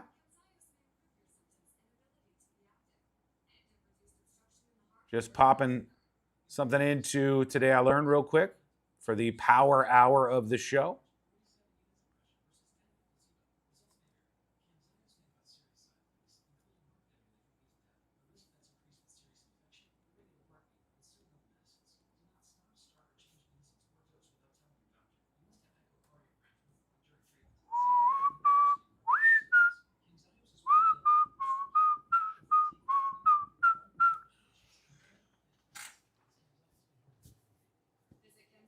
I was supposed to go to my boss's house today. What went wrong? Dinkers, put a shirt on, man. Get a shirt on. Getting the wife and friend interested in the show? Oh, now's a bad time, ex-swimmer. Tell them to come back on Monday. No, I kid. Welcome in. Welcome in, everybody. Welcome in. I broke my wrist falling off my bike from a few years ago. Not fun. All I'm saying, chat, tell me if you agree or disagree. Do we agree or disagree on this? If you see a grown adult with a broken limb, usually it's a person who makes bad decisions. Agree or disagree? A grown-ass adult, when you got like a cast, you got your arm in a cast, you got your leg in a cast, it's usually a sign a person makes some bad decisions. Is it not? 90 seconds and we're back. You like it? Don't lie. Why is everybody posting shirtless pics on TNJ chat? Please. Keep your shirts on. I can see you in the studio. When I'm doing the show, I have to focus and I'm seeing all these shirtless people on TNJ chat. Please. For the last time, keep your shirts on. 1 minute. We're coming back. Folks on YouTube, thanks for watching all week long. God bless you. I love you. I appreciate you. Hit subscribe, or at the very least, hit that like button on this stream. That's super helpful. Thank you. God bless. And it's time to get back to the show live. Here we go. What will happen with the people I love when my time is up? That's why I have life insurance. Ethos makes it easy. It's all online, take about 10 minutes, and you can get up to $3 million in coverage. Get your free quote at ethos.com/save. That's ethos.com/save. Paid testimonial. Time spent on application may vary. Online health questions required. Hoagie Fest is back at Wawa. And this year, it's a meal deal. Grab any shorty hoagie, any Hers chips, and a fountain drink for just $6. Make it a classic for $8. Gotta have a Wawa. This earful of Real Radio is brought to you by crimeline.org. Give a tip anonymously. Real Radio is on Facebook at Real Radio 1041. Sponsored by the law offices of Anajar and Levine Accident Attorneys. Call the law offices of Anajar and Levine at 1-800-747-FREE. That's 1-800-747-3733. Real Radio 104.1. dispensing unsolicited advice on a wide range of pointless topics.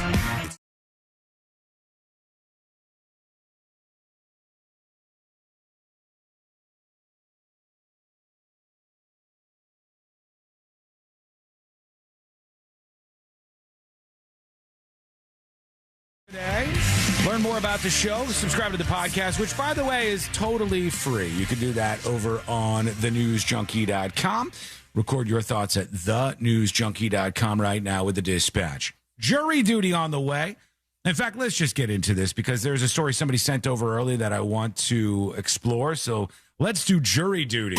Court is now in session, so put your phone down and pay attention before we call the bailiff over to whip your ass. You're now on jury duty with the News Junkie. Jury duty brought to you by the one, the only Mo DeWitt of the DeWitt Law Firm. Injured on the go? Just call Mo. 800-CALL-MO, 800-CALL-MO, or go to justcallmo.com. After an accident, there's lots of places that you can lean on that will help you battle those insurance companies. Those greedy insurance companies do not deserve your money.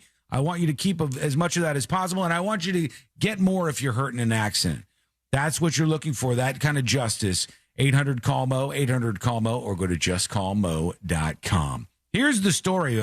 Several people sent over, actually. And it says a man went wild and was accused of hitting a child on an e-bike, and he slapped him. He slapped the kid in the face, apparently. I don't know what the details are, though, so let's go into this with Wesh telling us what's happening here. Maybe the kid deserved it. He could have had it coming. Is in jail accused of hitting an 11-year-old riding an e-bike with his car. This happened yesterday near Windermere, but the attorney representing Gregory Houle is pushing back on the charges. West New's Avery Everett breaks down the case. What's the truth here? Gregory Houle, the man accused of intentionally driving his car toward an 11-year-old riding an e-bike, appeared before a judge for the first time on Thursday. Man, there are so many boomers who get heated about the e-scooters and stuff that I'm surprised this isn't happening even more than it is right now. But that's the tension at the center of all this. 44-year-old Gregory Houle faces charges of aggravated assault with a motor vehicle, child abuse, and criminal mischief. But the attorney representing him says there's more to these allegations. nowhere in there does it say he was ever in fear. In the arrest affidavit from the Orange County Sheriff's Office, investigators say this all happened around 4 p.m. on Wednesday. Okay. An 11-year-old child was riding their e-bike with two friends when they say Houle ran past a stop sign, making a right turn and going in the opposite direction traffic lane where the child was with his e-bike. The child advised investigators that Houle hit the e-bike with his vehicle and they were able to jump into the grass. The child advised the vehicle hit his leg and the e-bike. All right, this is not looking good for the guy. It sounds like he just plowed into somebody who was on one of these e-bikes and was hauling ass in this area. The child says they began recording on his cell phone, but Houle smacked his arm, then grabbed the cell phone and smashed it into the ground. The child's parents told investigators they wanted to press charges. As a deputy was speaking to that family, the affidavit says Houle made his own 911 call. Houle told investigators he was not home around 3:45 when someone banged 3 times on the front door of his residence. When they opened the door, no one was there. Houle advised they scared everyone inside his home. So he thinks this was like a ding-dong ditch on an e-bike? That's what it sounds like here. They interviewed the kid or some kid on the news this morning. It was like, oh, did they? He accused me of ding-dong ditching him, and I didn't ding-dong ditch him. So he's saying that the kid must have done that. The kid saying, it wasn't me. I didn't do this. And then he just attacked this kid who maybe was unrelated? Around 4 p.m., Houle says the camera captured someone in a helmet and a reflective vest running back to an e-bike. Houle returned to the neighborhood just about 5 minutes later, and he says he saw a child matching that description. Houle pulled over to the left and said the juvenile on the bike laid down his bike in the road and jumped onto the sidewalk. Houle got out of his vehicle and asked them why they were harassing his family. Houle told investigators he snatched the child's cell phone without touching them and smashed it into the street. All right, I think you can't even do that, right? No. You can't just grab somebody's cell phone and smash it. So I think that alone is bad. We actually had this discussion on another e-bike case where the guy grabbed the cell phone out of the kid's hand and I think got charged with felony robbery because you were robbing the person to their face. And a phone is like $1,000 now, so the value goes up too. Or is it a felony robbery just because you're robbing a person with them present? Yeah, with like you're not stealing from them while they're gone. You're stealing from them from their person. And he grabbed it out of his hand. Yeah. So there he goes. I don't know. Maybe there's something else in here. Hold on. Then Hool says he went home. After Hool's initial appearance, I was able to get his attorney on the phone. He says these charges are a misleading characterization. There is no damage to Mr. Hool's vehicle or the e-bike that's even listed here in the police report. If you hit an e-bike with a car, there's going to be damage there. A judge set Hool's total bond at $7,650 Yeah, that's not much. But his bond's only at $7,000. Did he not bond out on $7,000? He's a man of principle, clearly. What, Josh? Wouldn't that mean you have to put $700 up? Yes. That's Yeah. it. Yeah. It was, I mean, you would think that you'd be able to put that up, but maybe he did eventually. It says man accused of hitting child on e-bike and slapping him in Windermere, and we'll see if there's anything else with the case. It's just, to me, it's an example of what I see happening over and over and over again. Old people hate these little e-bikes and these scooters. And they're not just the ones from Lime and these other companies that have them around your neighborhood and you see them all in the grass and stuff. A lot of the young kids are buying them. They're buying them on Amazon. And then they're flying around and going down the sidewalks. And it's like this kind of stuff sets off a lot of old people for whatever reason. All right, let's see what we have for you. Send us your dispatches to join the show. All you have to do is go over to thenewsjunkie.com. Hit record on your first dispatch right now. Here's not Bob Sacamano. Hello. We're literally living in 1984 right now in the book. We are. Nobody's paid attention to any kind of warning they've ever received. Ted Kaczynski years ago warned us about this, about computers and the government just taking over and surveilling everything. And it goes back to the principle of the frog being dropped into a boiling pot of water is just going to jump out. I've heard of this. Whereas now, if you just put them in there into lukewarm and just keep turning the water up a little bit more and more, it gets used to it, and we're not going to do anything. So I say just slash the budgets, throw their tea in the harbor, and let's move on. Okay. All right. Thank you for the dispatch, not Bob Sacamano. For me, I just think this is a simple thing, and it reminds me of an episode of The Office. So many things remind me of an episode of The Office. But there was an episode of The Office where Michael Scott, the manager of The Office, had to be informed Not what a the property surplus tax guy? No, not the property tax guy, Michael Scott. Michael Scott, the leader of Dunder Mifflin, had to be told by his accountant what a surplus was. He did not know what that was. And in it is a very valuable lesson, because if your company asks you how much it costs to run your branch for the year, you give them an amount of money. If you don't spend that amount of money by the end of the year, your company's going to be like, whoa, you had a surplus. That means it's going to cost less money next year to fund you and to get all the same stuff done. So guess who never has any surpluses?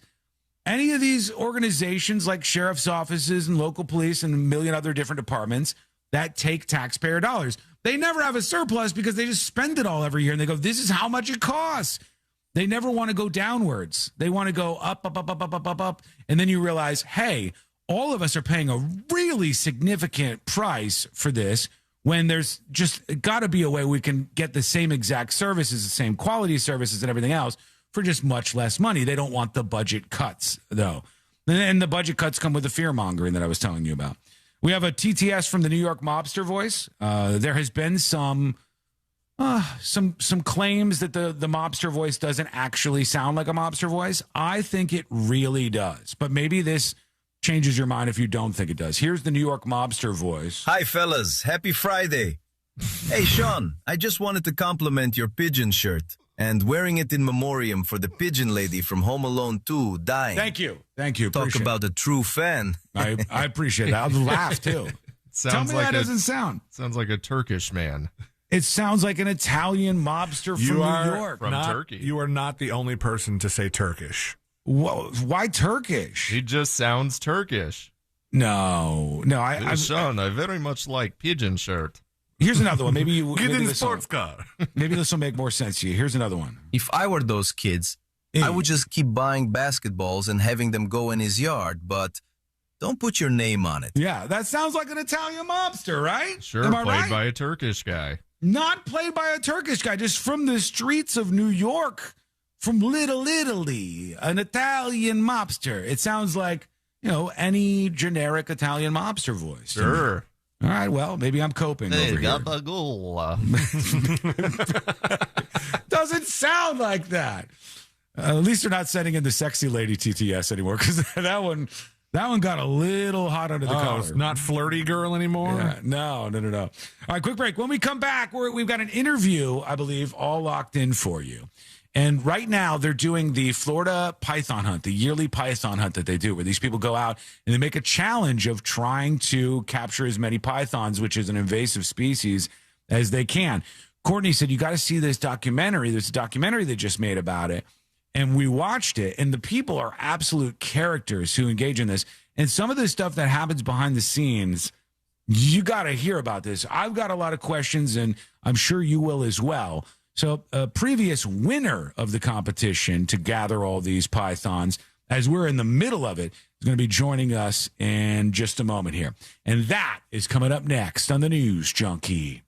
Your chance to win $1,000 in your hand is minutes away on Real Radio 104.1. Brought to you by Mills Air. There's a couple accidents to look out for. Hello. Welcome.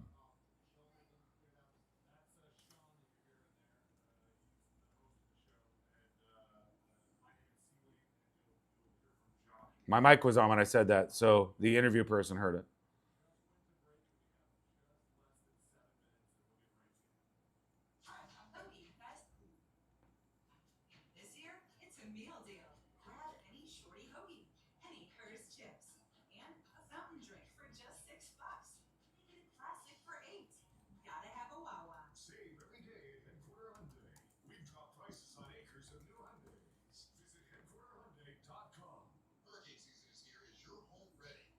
By the way, everybody, the documentary I was talking about is called The Python Hunt.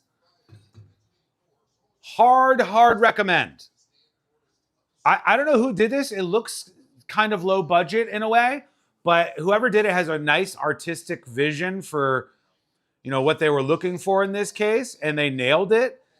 And the characters are so amazing. So amazing. Like, for instance, one of the characters in the Python Hunt documentary is this old lady. The old lady, her husband just died. She's a raging alcoholic. The whole documentary, she's like, get me my drink. And somebody would hand her like a water bottle. She'd be like, no, my gin. I need my gin and soda. And I'm like, gin and soda water? Ugh! She was hardcore. She was pounding gin. And this lady, after her husband died, said she wanted one last adventure, and all she wanted to do was kill a python. So she wanted to go with somebody on the python hunt. They were going to catch the python, bring it to this old lady, and let her kill the python. And she is strange. Some of the characters are so good. You should definitely see it. It's called The Python Hunt. The Python Hunt. You can find that. I don't know what platform we watched it on, but you'll be able to find it. And here's the winner. She is the winner of last year's Python Hunt. She's got a tank with some creatures in it behind her too. So we're going to talk to her about how this whole thing works and what goes on. Lisa G, thank you for the 2 gifted subs. That's awesome. Stand by. Lisa G coming through. There you go, Lisa G, with the 2 gifted subscriptions. Thank you. Big support, appreciate it. You too can join in. All you have to do is go over to thenewsjunkie.com and hit that gift icon to support the show. Every single subscription counts. Thank you. Kathy says, why not have the python hunt year-round? They're an invasive species. That's a good question. I'll ask. If you guys have any questions about this, as per usual, put your questions in chat. I'll be watching. If you have some interesting questions, I will ask our professional python hunter lady. She's got a big following on social media. I'll tell you her accounts and stuff in a bit.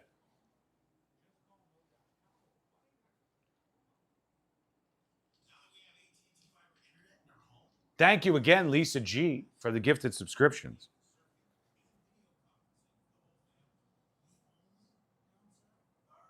2 minutes, and we're back with our Python hunt interview.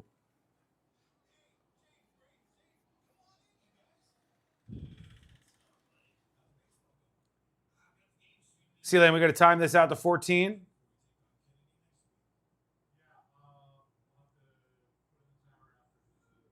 Okay, I can't forget about that part. All right. This will be a fun chat, folks. Power Hour incoming.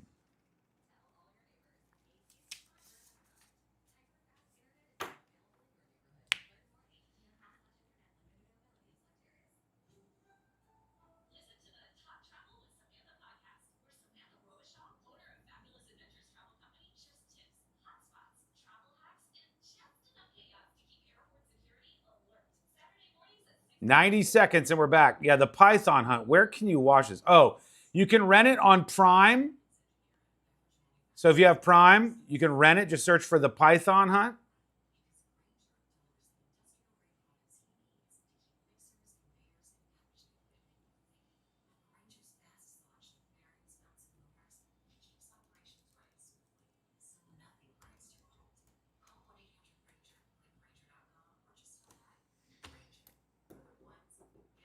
Taylor Stanberry is who we're talking to in 1 minute. She won the 2025 Python Hunt Grand Prize. And is competing this year, I would imagine. 10-day competition. We are talking to her in just a moment. Stand by. Got Metamucil. It's been a game changer for me. Metamucil's plant-based psyllium fiber helps trap and remove the waste that weighs you down. Ace, you're moving better than you were last week. Definitely. Metamucil keeps you moving.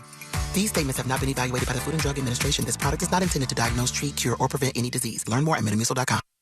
For all your plumbing needs, go to modernpi.com. iHeartRadio FIFA World Cup Update. After a month of matches, it all comes down to this. Spain and Argentina meet this weekend with the World Cup title on the line. Argentina do it again, and they set it A with Spain Sunday in New Jersey in the World Cup final.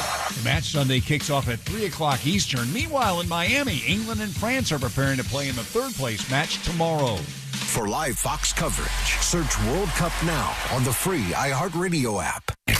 Broadcasting live from the JustCallMo.com studios. Need help after an accident? Just call Mo. Learn more at JustCallMo.com or call 1-800-CALL-MO. This is WTKS-FM HD1 Cocoa Beach, Orlando. An iHeartRadio station guaranteed human. Real Radio has your chance to win $1,000. Just enter this nationwide keyword on our website. Preset. Preset. That's preset. Enter it now at realradio.fm and answer your phone if you get the call. Good luck.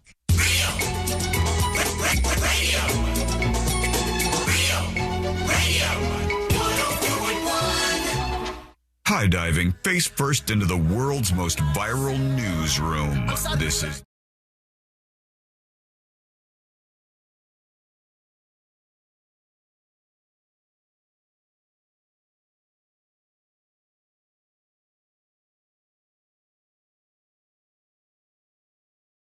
Python hunt with somebody who's won the whole damn thing before momentarily here on the show. Thanks for being with us. Thanks for hanging out. Learn more about the show over at thenewsjunkie.com. Celine, why wait any longer? Let's just do it, okay? Let's do the Power Hour. They said it couldn't be done. Then they said, You mother me! It's time for the Power Hour on the News Junkie. Yeah. Thanks for not making the clip more embarrassing since we have a guest. I had some doozies that would have been very uncomfortable for our guest here today. That would have made the transition more awkward. We've got a friend joining us here, Taylor Stanberry. Are you with us? I'm here. There she is. Okay, Taylor's with us. And Taylor is, you're taking part this year in the Python hunt as well. You won last year, right? Yes. And I'm trying this year, but it's been a slower year for me. All right, why slower this year? Do you think because you guys have done so good in getting the pythons out of there, there's less of them to catch, or is there another reason? I want to say that, you know what I mean? Less pythons means, hey, we're doing our job, right? But also the weather during this challenge hasn't been the greatest. Been a lot of rain and colder nights, which doesn't make snakes move. So we'll see. I don't know why I'm getting lower numbers, but we'll see. One of the things I hear about this python hunt, Taylor, and I learned a lot of this from watching the documentary that's out there on Amazon Prime called The Python Hunt, which was super interesting and kind of highlighting some of the characters in the python hunting world when you guys go out and do this. A lot of it is not quite as exciting as you might think. You have to do a lot of like waiting and just looking and like just trying to find the next python to get. Yeah, people all the time are like, take me out. It looks like the most exciting night. And it'll be 12 hours. I'm driving around half asleep and I'm finding not even a native snake. Like, I'm so bored. You got to bring snacks. So it's really not as glamorous as people think a lot of times. Yeah, you get out there. What do you need? What's the tools of the trade? What is it that you have to try to get one of these big giant snakes? They get absolutely massive. What do you bring along with you? So I always say like python hunting is 50% of knowing weather conditions, where to go, you know, get on a boat, get in the car, go hiking, know what you're doing. And it's also 50% luck and good timing. To be honest, I don't bring anything too crazy besides myself. So, yeah, I'm watching this documentary. Have you seen the documentary, by the way, the Python Hunt documentary? I have not. I'll be honest, I have not yet. Okay. Watching it, it's interesting because they showed a couple of sides of this, and I want to know if they're real or not. Because Josh and Celine, you guys got to know this. There's some people who don't exactly support the Python Hunt, and they were out there in this documentary putting fake pythons out into the woods to try to like make people think, and they were making them out of like those pool noodles, you know, the big. What the hell? Yeah, and they would wrap them in like snake skin. And so, have you ever encountered the people who try to put fake snakes out there to trip you up? So not fake snakes, but I've seen people. I haven't seen people, but I've seen or heard about people putting like dead snakes, so pythons they've already caught or pythons hit by cars, and they'll put them in the road, you know, so people get hyped up, like, look at all these pythons in the road, but they're really just already dead. So no pool noodle snakes for me yet. Another thing that they pointed out in this is the Python Hunt brings in people like you, like you're a professional, you do this, you have big social media following, and you show people how you rescue animals, you do all sorts of stuff, right? But then there's some people who just come in and all they want is like the tourism side of it, and they have no idea what they're doing, but they want to participate in this thing. How bad of a problem is that? What kind of stuff have you seen out there? That's why we suggest when people that have never gone python hunting or like snake catching in general, I always suggest going with a professional first. Because I mean, like me, if I start a new job, I don't know what the hell I'm doing. I need someone to train me. So I always say, I mean, the pythons, people just think they're going to be 18 feet crossing the road all the time. They'll be this small. Or I've seen a lot of people run over native snakes because they're this big. They don't see them. So I always suggest going out with a professional first just to kind of get the grasp of it, just because we don't need people killing the wrong snake or just not knowing what they're doing, really. Now, when you go out, are you by yourself? Because I got to be honest with you, like some of the snakes that I see people bring in with this python hunt are huge. You don't look like you're that gigantic to be taking down one of these big snakes. Do you bring people with you? Do you just know how to do it? You're tougher than I'm imagining, or what? So I do go with my husband most of the time, just because this is kind of like our date night. That's your date night? Particularly, he's not there to like save me. I'm not in distress, but it's really boring. So I need someone to hang out with. I'm pretty antisocial otherwise, so I don't bring a bunch of randoms with me. Right. But I mean, I've gone out plenty of nights by myself, caught a python. I catch them on my way home from work by myself. So I can do it myself, but I prefer to be with him. Was your husband into this kind of stuff when you guys met, or was it something that you sort of roped him into? Yeah, so we actually met on a Facebook reptile page. I thought he was real cute. I posted a couple snakes. He thought I was cute, so that's how it got started. Nice. Really? Do you have your pick of the litter with stuff like this? Because there's not a lot of attractive people. I would imagine. Catching pythons out there. I will say I started in the reptile world 13 years ago. There weren't nearly as many girls back then. So, I mean, I was good. Everyone wanted me. Not really, but like, there was no girls. So I think I was like one of 5 girls on that group. When I Googled, when Sean told me we were having you on today and I Googled your name, do you Google yourself often just to see like what shows up when people look up your name? I have, because I'm a nonprofit now, and I was like, I want to see how legit I look on Google. So I'm like, oh, I look good on there. Okay, we got it. Everything looks good. The first thing that people also ask is Taylor Stanberry married? And I was like, really? Is that flattering or is that like kind of annoying? No, I love it. Like I said, I am, especially not nowadays, I'm not the only girl in the reptile field. There's tons of hotties, so I can't take all the credit or anything. But yeah, a lot of guys message me. I'll be honest, a lot of them are nice. They just want to take me out to dinner, supposedly. Yeah. But they're nice. They're not too creepy. The commenters are rude, but the people messaging me are nice. So you won, was it last year you won? You won the Python Yeah. hunt? Okay, you won the Python hunt last year. Grand prize, what do you get? What do you take home for winning that? Yeah, so I got ultimate overall, like most pythons. I got $10,000. $10,000. So it was taxed. So they take the taxes out. What did you end up getting? So do you get like half that? I don't remember exactly. I think it was like 15 or 20% taxed off. Okay. Don't take my word for it. All right. So I still got money. I was just, I got to put that out there. So you go out there and you're spending all these hours to do it. So it's kind of rough, but you do it more for the content that you're making. You do it because you love it. Like, what's the driving force for you? Yeah, so like I always say, it's really about conservation. I'm not doing this because I like to euthanize snakes. Of course, you got to make some social media content with it. I love showing the wildlife and all of that.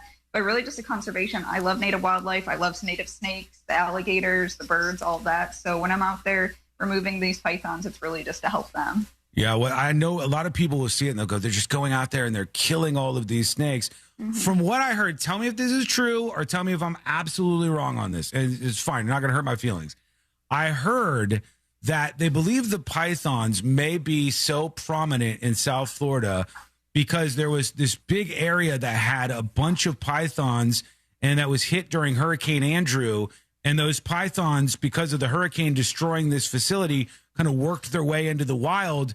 And that may have been like the seed for so many of these python problems that we face now. Is that true or is that a bunch of nonsense?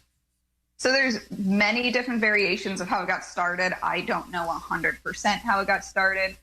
There's been talks that there's two different populations, one in Miami, one in Naples, so then intertwined. So obviously, it wasn't just the one facility that escaped. Mm-hmm. So there's many different opinions of people of what they think happened or how it got started. And then when they're out there, nothing kills them, right? They're just too big. So as babies, like all those hatchlings that come out, a lot of them actually get eaten. Possums love them, alligators love them, other snakes love them, birds love them. So a lot of the babies actually do get eaten. But once they hit, 7-10 feet, there's not much to eat them except alligators or us humans.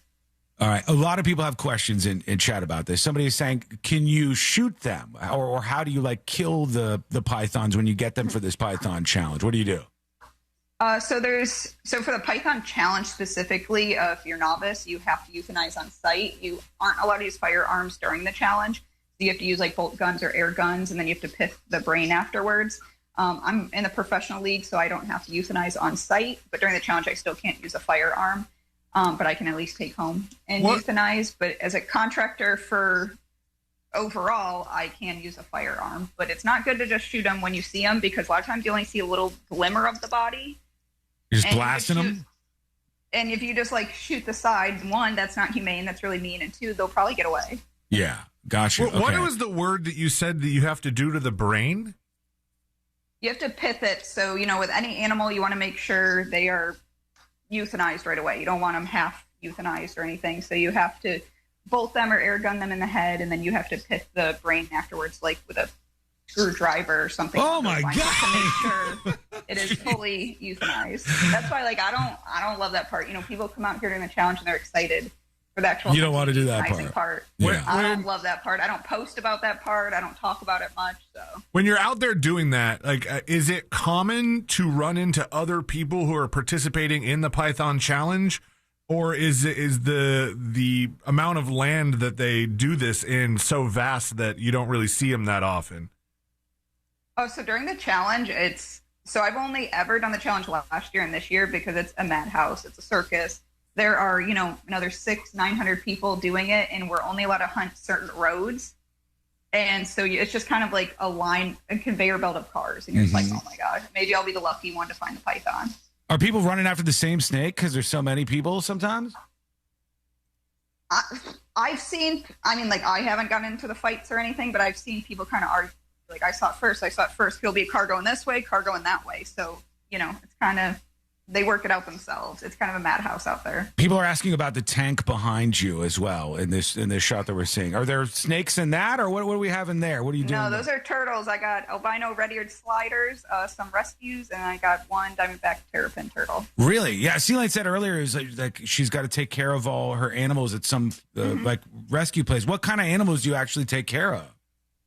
So my rescue, I'm a nonprofit officially, focuses mostly on primates. So, you know, people get primates as pets. I did too when I was young. I still have them. I realized they're not the best pet. So now I take in ones that kind of, you know, attack their owners. And now that's what I have. Or I also have tortoises and snakes and chihuahuas.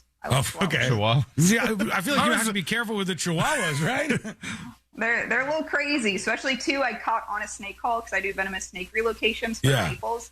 And there's two raggedy little chihuahuas humping each other in someone's yard. They're like, I don't know, these chihuahuas just came over here, and I did a lot of work on them, but they look good now. But they're a little nasty. Oh my God! All right, well, I see. You know, what's funny is when I saw your Instagram page, I saw that there's some people who have been longtime listeners to the show, i.e. Peisenberg, who already followed you, that you were on their radar. Well, that's because I talked about her last year when she won it during This Week in Florida. Oh, is it? Okay. Yeah, we brought this up. Yeah, because I'm seeing all her Instagram content is pretty popular. On what is it, Taylor Too Short on Instagram? Yeah. Okay.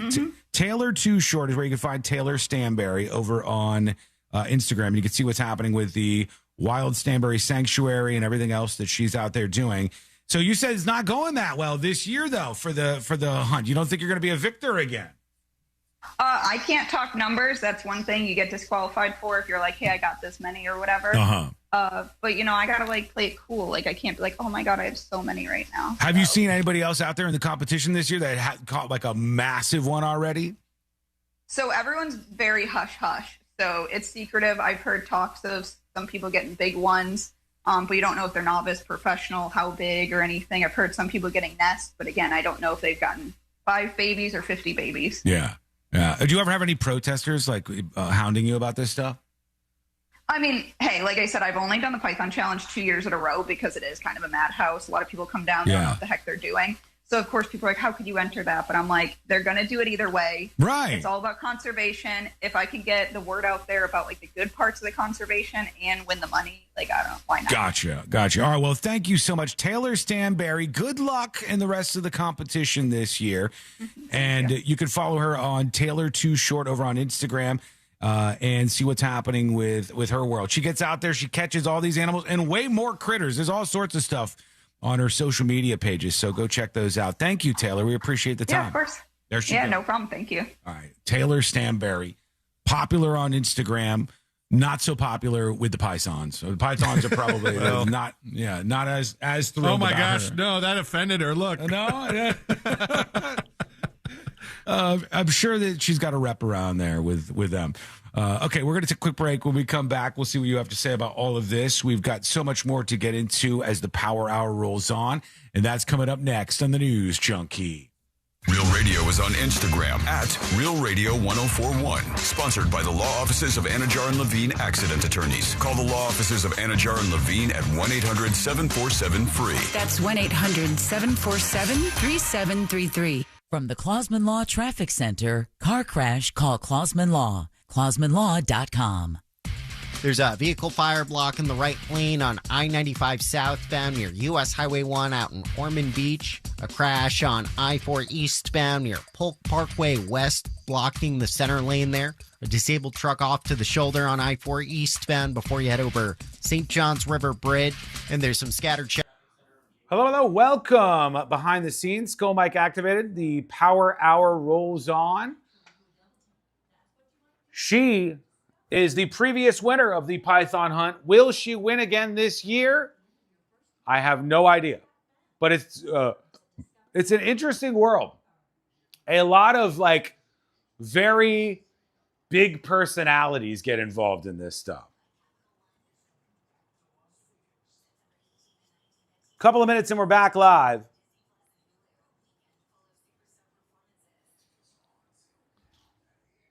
C-Lane. Oh, you're not there. He's not there. I don't want no sneaky snakes around here. Thanks, X-Swimmer, for linking her Instagram. Go follow her.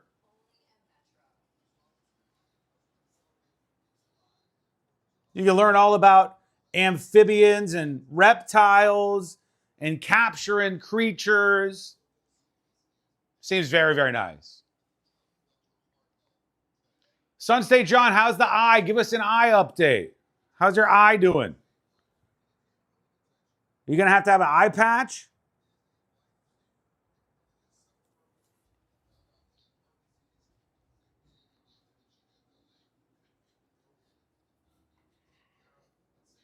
So everyone survived the stomach bug? I mean, I think I'm in the clear. I did feel a little sick at some point yesterday, but I don't eat a shocking amount of, this is not going to shock you, of lettuce. So it's not a huge issue for me.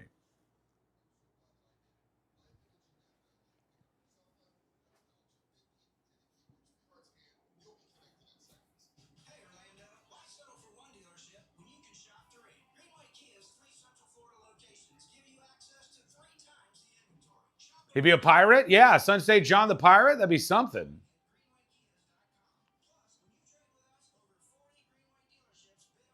Folks, if you're on YouTube, take just a moment of your time and hit that like button over on the stream. It doesn't cost you a thing. It's easy to do, and it's so helpful. Every time you hit the like button, you save 3 kids in Africa. 3 little starving children are saved with every single click that you do over on the YouTube stream. And just in case you don't like starving little African children, every like does something terrible to them. Whatever you're looking for, the like does it over on YouTube. So give it a shot.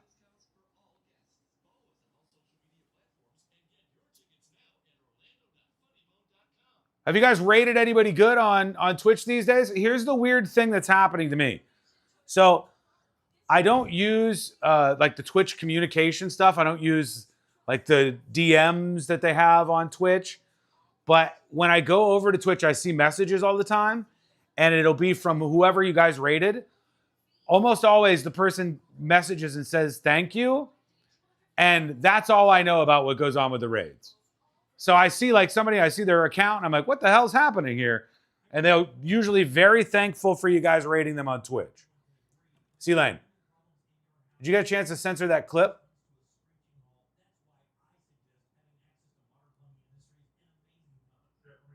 Okay, thank you. We rated a karaoke channel yesterday. Nice. Yeah, they almost always message over on Twitch. And they say, thank you so much for rating the channel. I got so excited. And like, it's always some big message where they get excited about getting rated. So y'all should check out Taylor's Instagram.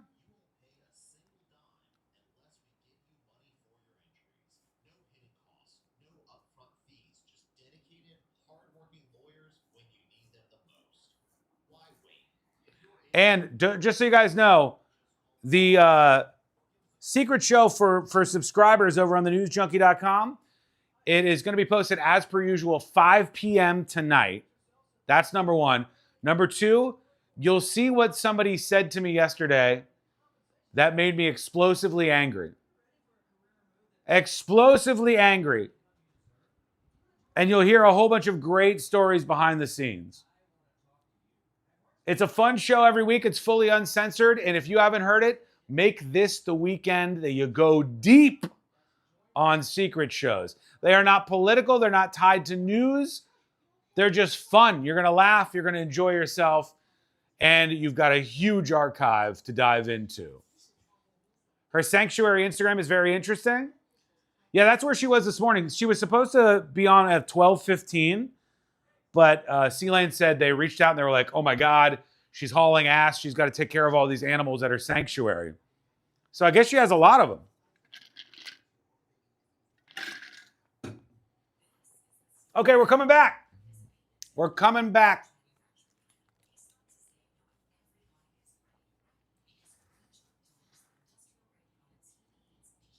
Here we go, everybody. Stand by. Near at a beverage manufacturing plant, he starts his day knowing every line is ready to run because Grainger delivers the industrial-grade products he needs to keep mixers, conveyors, and packaging equipment moving. With Grainger's vast selection of bearings, belts, and motors, he keeps operations running smoothly, so nothing grinds to a halt. Call 1-800-GRAINGER, click Grainger.com, or just stop by. Grainger, for the ones who get it done. As America marks its 250th anniversary, we're looking back at 2.5 centuries of rebellion and liberty through the eyes of the heroes who defended it. The whole thing about this country is freedom. If we're not careful, we could lose that. On Medal of Honor, Stories of Courage, we bring you the defining moments of valor that went above and beyond the call of duty. Listen to Medal of Honor on America's #1 podcast network, iHeart. Follow Medal of Honor and start listening on the free iHeartRadio app today. Win $25,000 in free impact windows from Maurice Windows. Text TRUST to 20129. Real Radio has your chance to win $1,000. Just enter this nationwide keyword on our website. Preset. Preset. That's preset. Enter it now at realradio.fm and answer your phone if you get the call. Good luck.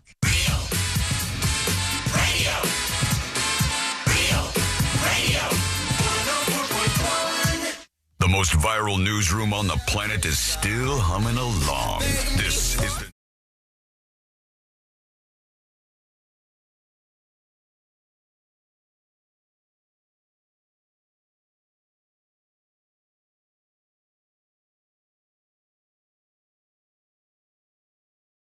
Rolls on. Thanks for being here.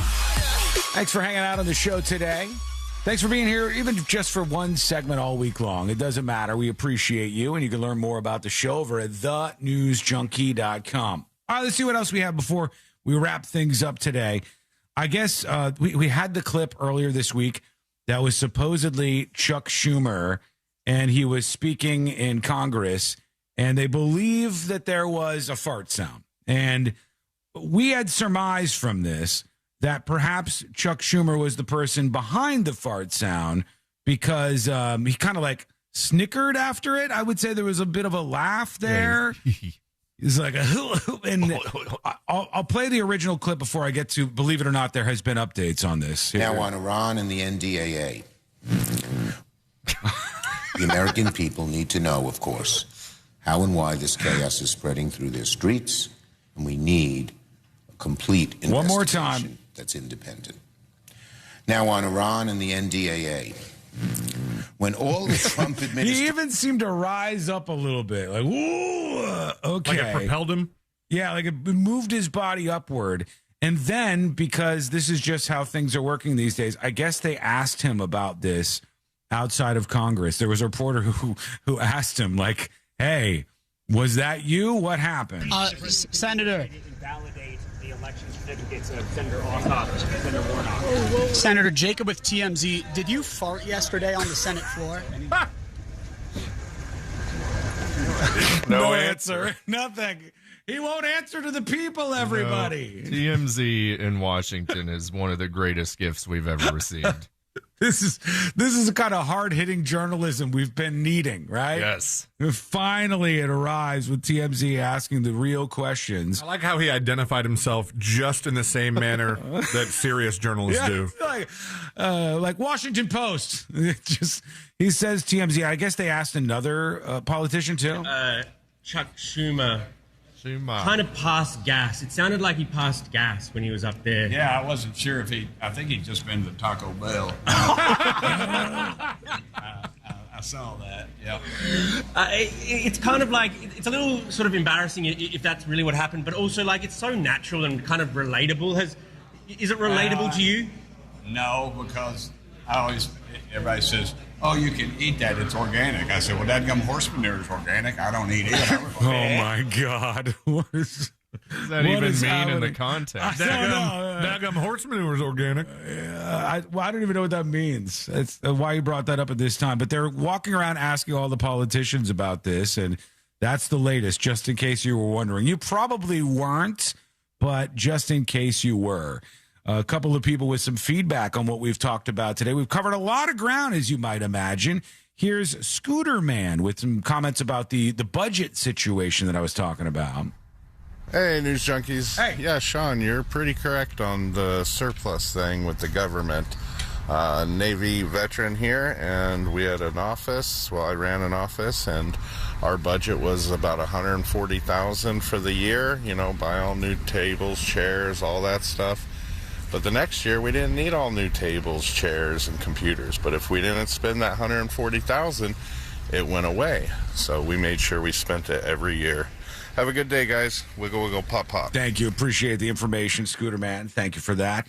And more New York mobster TTS dispatches. They're so good that I think I'll hold on to them. But just so you know, some of you are sending these over. Stop trying to play into the idea that you don't think the mobster voice sounds like an actual mobster, okay? Because there's some of this coming What's up, junkies?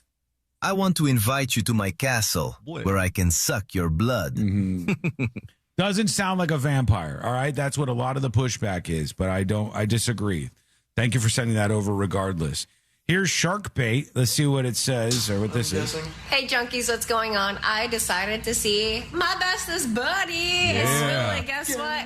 Him's got a broken knee. All right, this is Swilly who sends in dispatches and is a part of the community.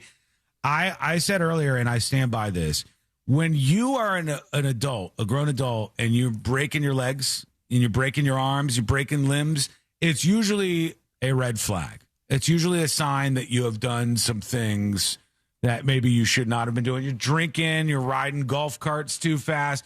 I don't know what did him in, but Squilly's a grown-ass man, and he's in a cast. He's got a full-on cast going on. Him's got a broken knee. Damn. We're here hanging out. Love you guys. Peace. So Whoa. his injury came from trying to help a drunken friend to bed, not from him being drunk. So he was being a good guy. He was trying to help somebody else. They were drunk at the time, and they fell on his knee. Oh God, breaking your kneecap that's got to be a tough one. That doesn't sound good at all. Swilly, we wish you the best. I hope you're going to be okay. And don't ever help anybody again, Swilly. Yeah, that's what happens. That's Become the a lesson. villain. Yeah, learn not to help people out, please, for the sake of God.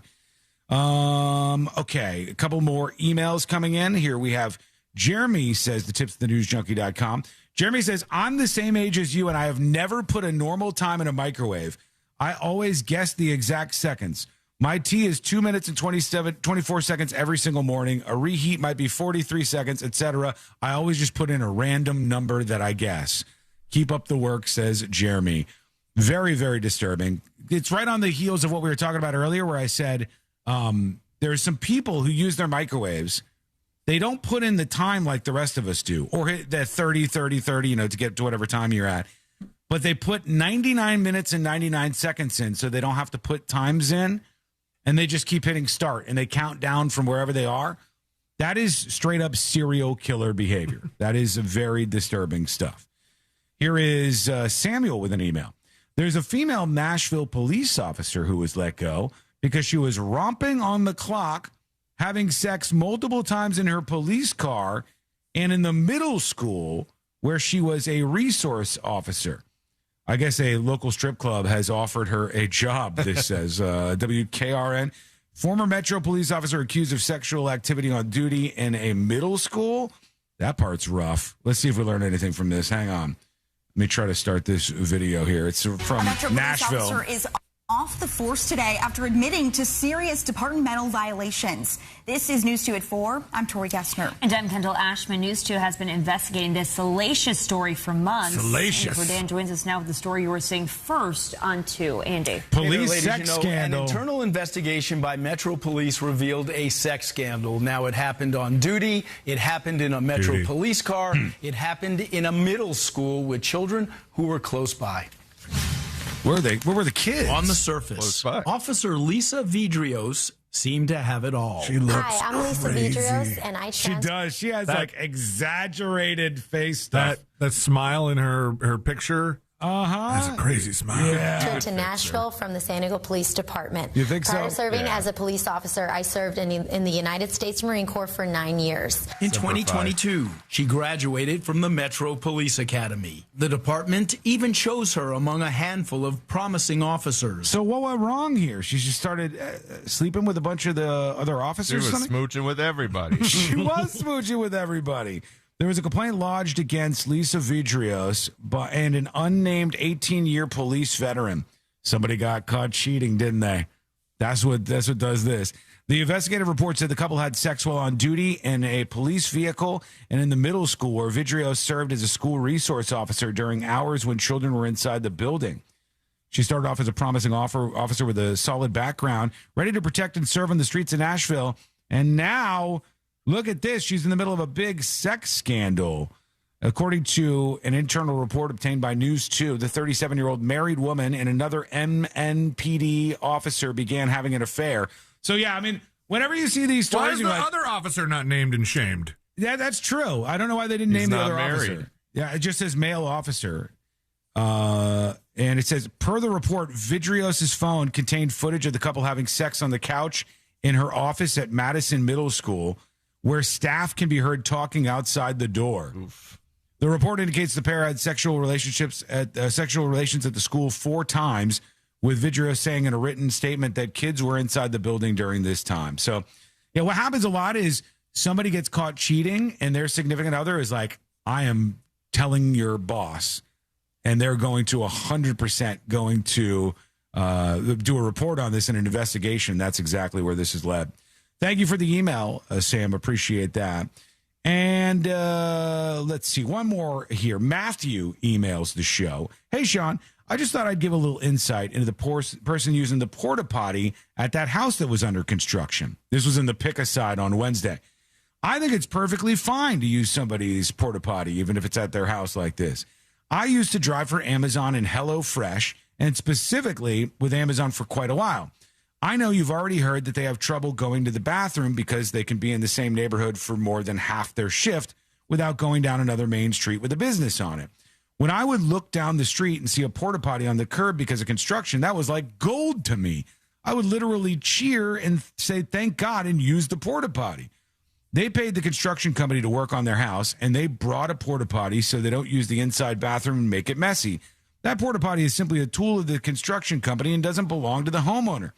I do understand there is a part about going on their property, but just know the porta potties are always on the most outer edge, right next to the line on the sidewalk. As far as trespassing goes, anybody's allowed to walk on your front property until they're told to get off. I defend the use of a public porta potty, says Matthew. Thank you for your email, Matthew.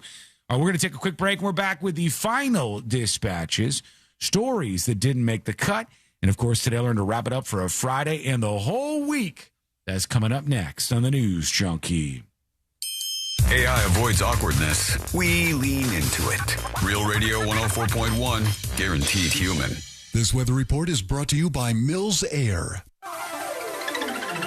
I'm Fox 35 Storm Team meteorologist Jessica Dobson with a check of your Central Florida forecast. And for our Friday, we'll see increasing chances of scattered showers and thunderstorms. Plan for around a 70% chance of rain, mostly happening after lunchtime through about, say, 9, 10 o'clock tonight. We will see breaks in the rain. However, it will be heavy with gusty winds at times and frequent lightning. Temperature-wise, we'll make it into the mid-90s for highs with a high of 93. Increasing chances of showers and storms for the weekend, especially by Sunday and Monday. From the Fox 35 Storm Team, I'm meteorologist Jessica Dobson. This report is sponsored by Blindsided.com.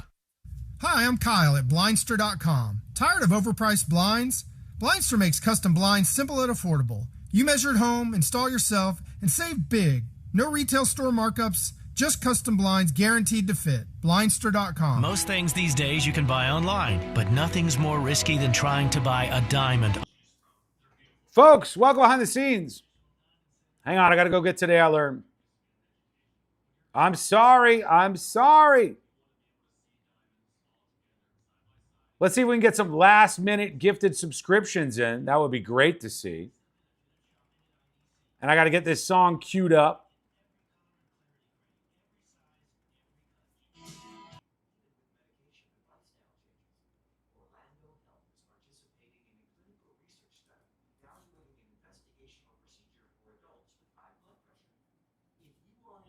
I don't know about playing that song. Doesn't he say the F word for gays in the end of Dire Straits, Money for Nothing? Am I remembering that wrong? Also, do you hear this? It's crazy outside. I don't know if you can hear. It's not thundering just yet. It's storming out there pretty bad. Be safe if you're driving around the roads of Orlando. I think I changed my mind on that pick a side. I have empathy, but if you trip and hurt yourself while using that porta potty, are they suing me or my homeowner's insurance? Probably. I think the biggest thing about that particular pick a side where the guy used the porta potty on somebody else's property where there was construction going on and he was an Amazon driver was that the woman seemed to be like reveling in shaming him. Like that was the thing. Like she not only confronted him, she not only recorded him and mocked him and dismissed him, but she posted the video online afterwards. And it was kind of brutal how she acts, so much so that a lot of people on the YouTube video think it's fake. And it's not. I just think you got to at least consider that sometimes these people are in a straight up emergency. Bathroom.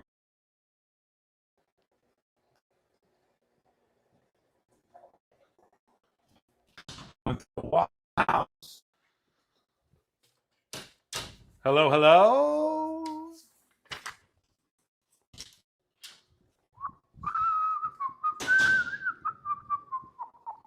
It's nasty out there. Oh. Whoa, whoa, whoa, whoa, where are you going? Where are you going? Whoa, where are you going? Where are you going? Chill out a little bit.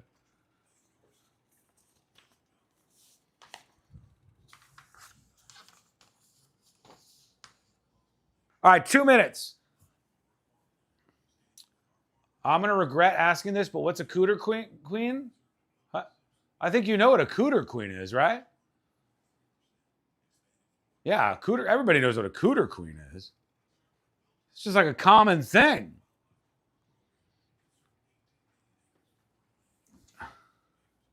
Did you send that? Thank you, sir. All right, we have a fast pick aside. I don't even know how we're going to do this. But we're doing one quick pick aside at the end of the show here. Stand by, everybody. Stand by. Thank you. I love you. Hello to our new listener from New Zealand, I think. Hello. Hello, New Zealand listener. Hello. We'll be back on Monday to do it all over again. Hopefully an explosive week next week. Stay gold, everybody. Have a great weekend. Be safe. Waste that weighs you down. Ace, you're moving better than you were last week. Definitely. Metamucil keeps you moving. These statements have not been evaluated by the Food and Drug Administration. This product is not intended to diagnose, treat, cure, or prevent any disease. Learn more at metamucil.com. iHeartRadio and Fox Sports brought you every match of FIFA World Cup 2026. Extraordinary! Including the final. Hear it live and for free. First career World Cup hat trick! Just download the free iHeartRadio app now. Hoagie Fest is back at Wawa. And this year, it's a meal deal. Grab any Shorty Hoagie, any Hers chips, and a fountain drink for just $6. Make it a classic for $8. Gotta have a Wawa. This summer on iHeartRadio, win a trip to see Bryan Adams roll with the Punches Tour live in Milwaukee, August 16th. Hey, this is Bryan Adams inviting you to come and see me live in concert. Round trip air for two with hotel and more. Prize provided by Bryan Adams. It's VIP with Q&A, an autographed album, merch, and all that good stuff. Tap the contest tab while you're listening to us on the free iHeartRadio app for your chance to win. So roll with the punches on the iHeartRadio app to enter. This Earful of Real Radio is brought to you by crimeline.org. Give a tip anonymously.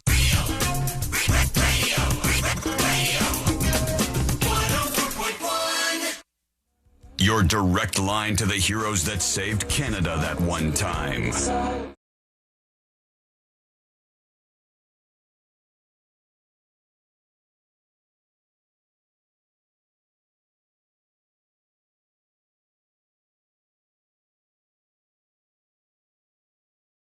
Cut! And today to wrap everything up for a Friday. Hope everybody has a great weekend. Enjoy yourself out there. If you missed any of the show, get the podcast at thenewsjunkie.com. Secret Show goes live as per usual, 5 p.m. Eastern on Fridays. And it was a good one. It was an excellent Secret Show. Worth your time and worth your subscription over at thenewsjunkie.com. You'll see what I was raging about. Somebody said something to me that I thought was immensely rude. Just over the top, rude, and it had me fired up. But was it actually rude? You were offended by it. I found it to be very offensive. We go into that. We went into a lot of different stories. An update on the Pallet Man saga with Josh. A bunch of fun stuff. It was a fun journey, as always, with Secret Shows. So have a laugh and enjoy your weekend with a subscription over on the website to support the show. I was confused for a second there because I just looked up at my laptop and you activated it. I activated what? You remember what you said to me right before we came back from break? Mine too. I said you have the pick a side ready, or I said something, right? You said C-Lane, can you put up a timer for me? Yeah. And I just looked up at my laptop and Siri was there and it's like, for how long? So was mine. Yeah, mine was too. All right. I've got a pick a side for you. This is a quick one. It's a quick pick a side, if you will. This happened in a parking garage. You have two people you could choose from. One is this young man who's driving an SUV. He has a huge line of cars behind him in this parking garage, and then one woman in front of him blocking his way out of the parking garage. She's very upset with him and every other car behind him. She wants them all to get out of the way. It's time. Here we go. Let's pick a side. Go ahead.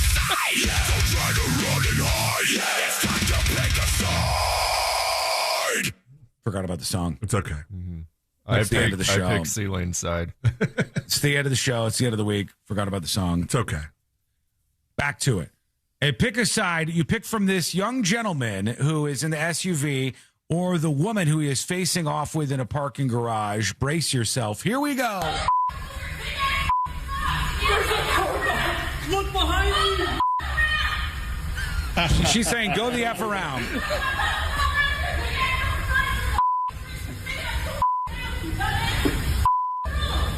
She's saying many choice things to him, including calling him a dumbass.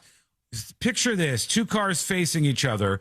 One is going the correct way. The other one is going against the grain of traffic in a one-way parking garage and is so sure that she's in the right. That's the woman who's screaming. Loud she's and going wrong. the wrong way. She's dumb, loud, and wrong. Barstool 49ers, baby.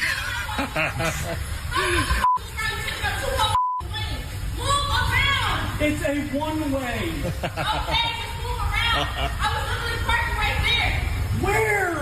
You were sitting here and you would have moved around and trying to prove a point. You're trying to prove a point. No. You're going the wrong way. You're holding up the line. There's no parking spot. Move around. Where are you going to go? Where are you?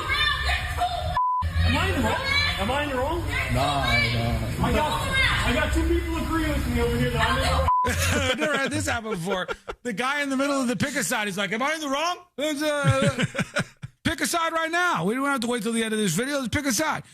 This is next level dumb. This woman is going the wrong way in a parking garage, but has decided to yell and go nuclear and take apart this guy. Is it a one-way parking garage? Those don't look like slanted spots, but I can't tell from this angle. No, I can't tell you. That's what he said. He said it was, and there's a line of cars behind him, and this lady is going absolutely nuclear on him, cursing up a storm. And he's like, what do you want me to do? There's cars behind me. There's a one-way.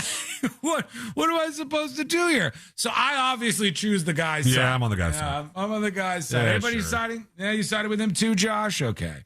Now, this was an easy one. This guy was definitely in the right. This And a rare is, one where the person filming was right. Yeah, they were. And also, I loved that the guy was like trying to play to the audience of people around him and like, anybody side with me on this? Oh, okay, good. Am I wrong? Let's pick a sides going into the real world here. That's what we're seeing now. All right, that's going to have to do it for today. We love you. We appreciate you. Thank you for hanging out with us all week. Next week is going to be a wild ride. should have some more news for you at some point next week on the show. And also, here's to a big, crazy viral week. Don't miss a moment. And right now, it's time to get the hell out of here. Let's do Today I Learned. The following information may make you feel smarter, but will not actually increase your IQ. So don't get cocky. Now it's time for what we call Today I Learned. It is Today I Learned for a Friday, July 17, 2026. Thank you to Josh Fowler. Excellent job all the way around. Yeah, I did it. I did a great job. He's good. Mm-hmm. He's amazing. Yep. He's unbelievable. Not people an love incredible racist. Not as far as people know. As far as most people listening Just know. a regular old racist. You'll find out. You'll find out on Secret Shows, 5 p.m. Go check that out over on thenewsjunkie.com. All right, let's just skip to it. Again, thanks if you gave us a segment or the whole damn show or the whole damn week even. It's a pleasure to be with you as always. And here we go. Today I learned this band right here. Dire Straits. That's right. Dire Straits. Come on. The iconic guitar tone on Dire Straits' Money for Nothing. It was a complete accident. It was caused by a microphone that was pointed at the floor, and audio engineers still can't perfectly replicate the sound. Are they trying? That seems weird if they're still trying. All right, thank you so much for hanging out with us. We do appreciate it. We're back Monday, same time, same place. Missed any of the show?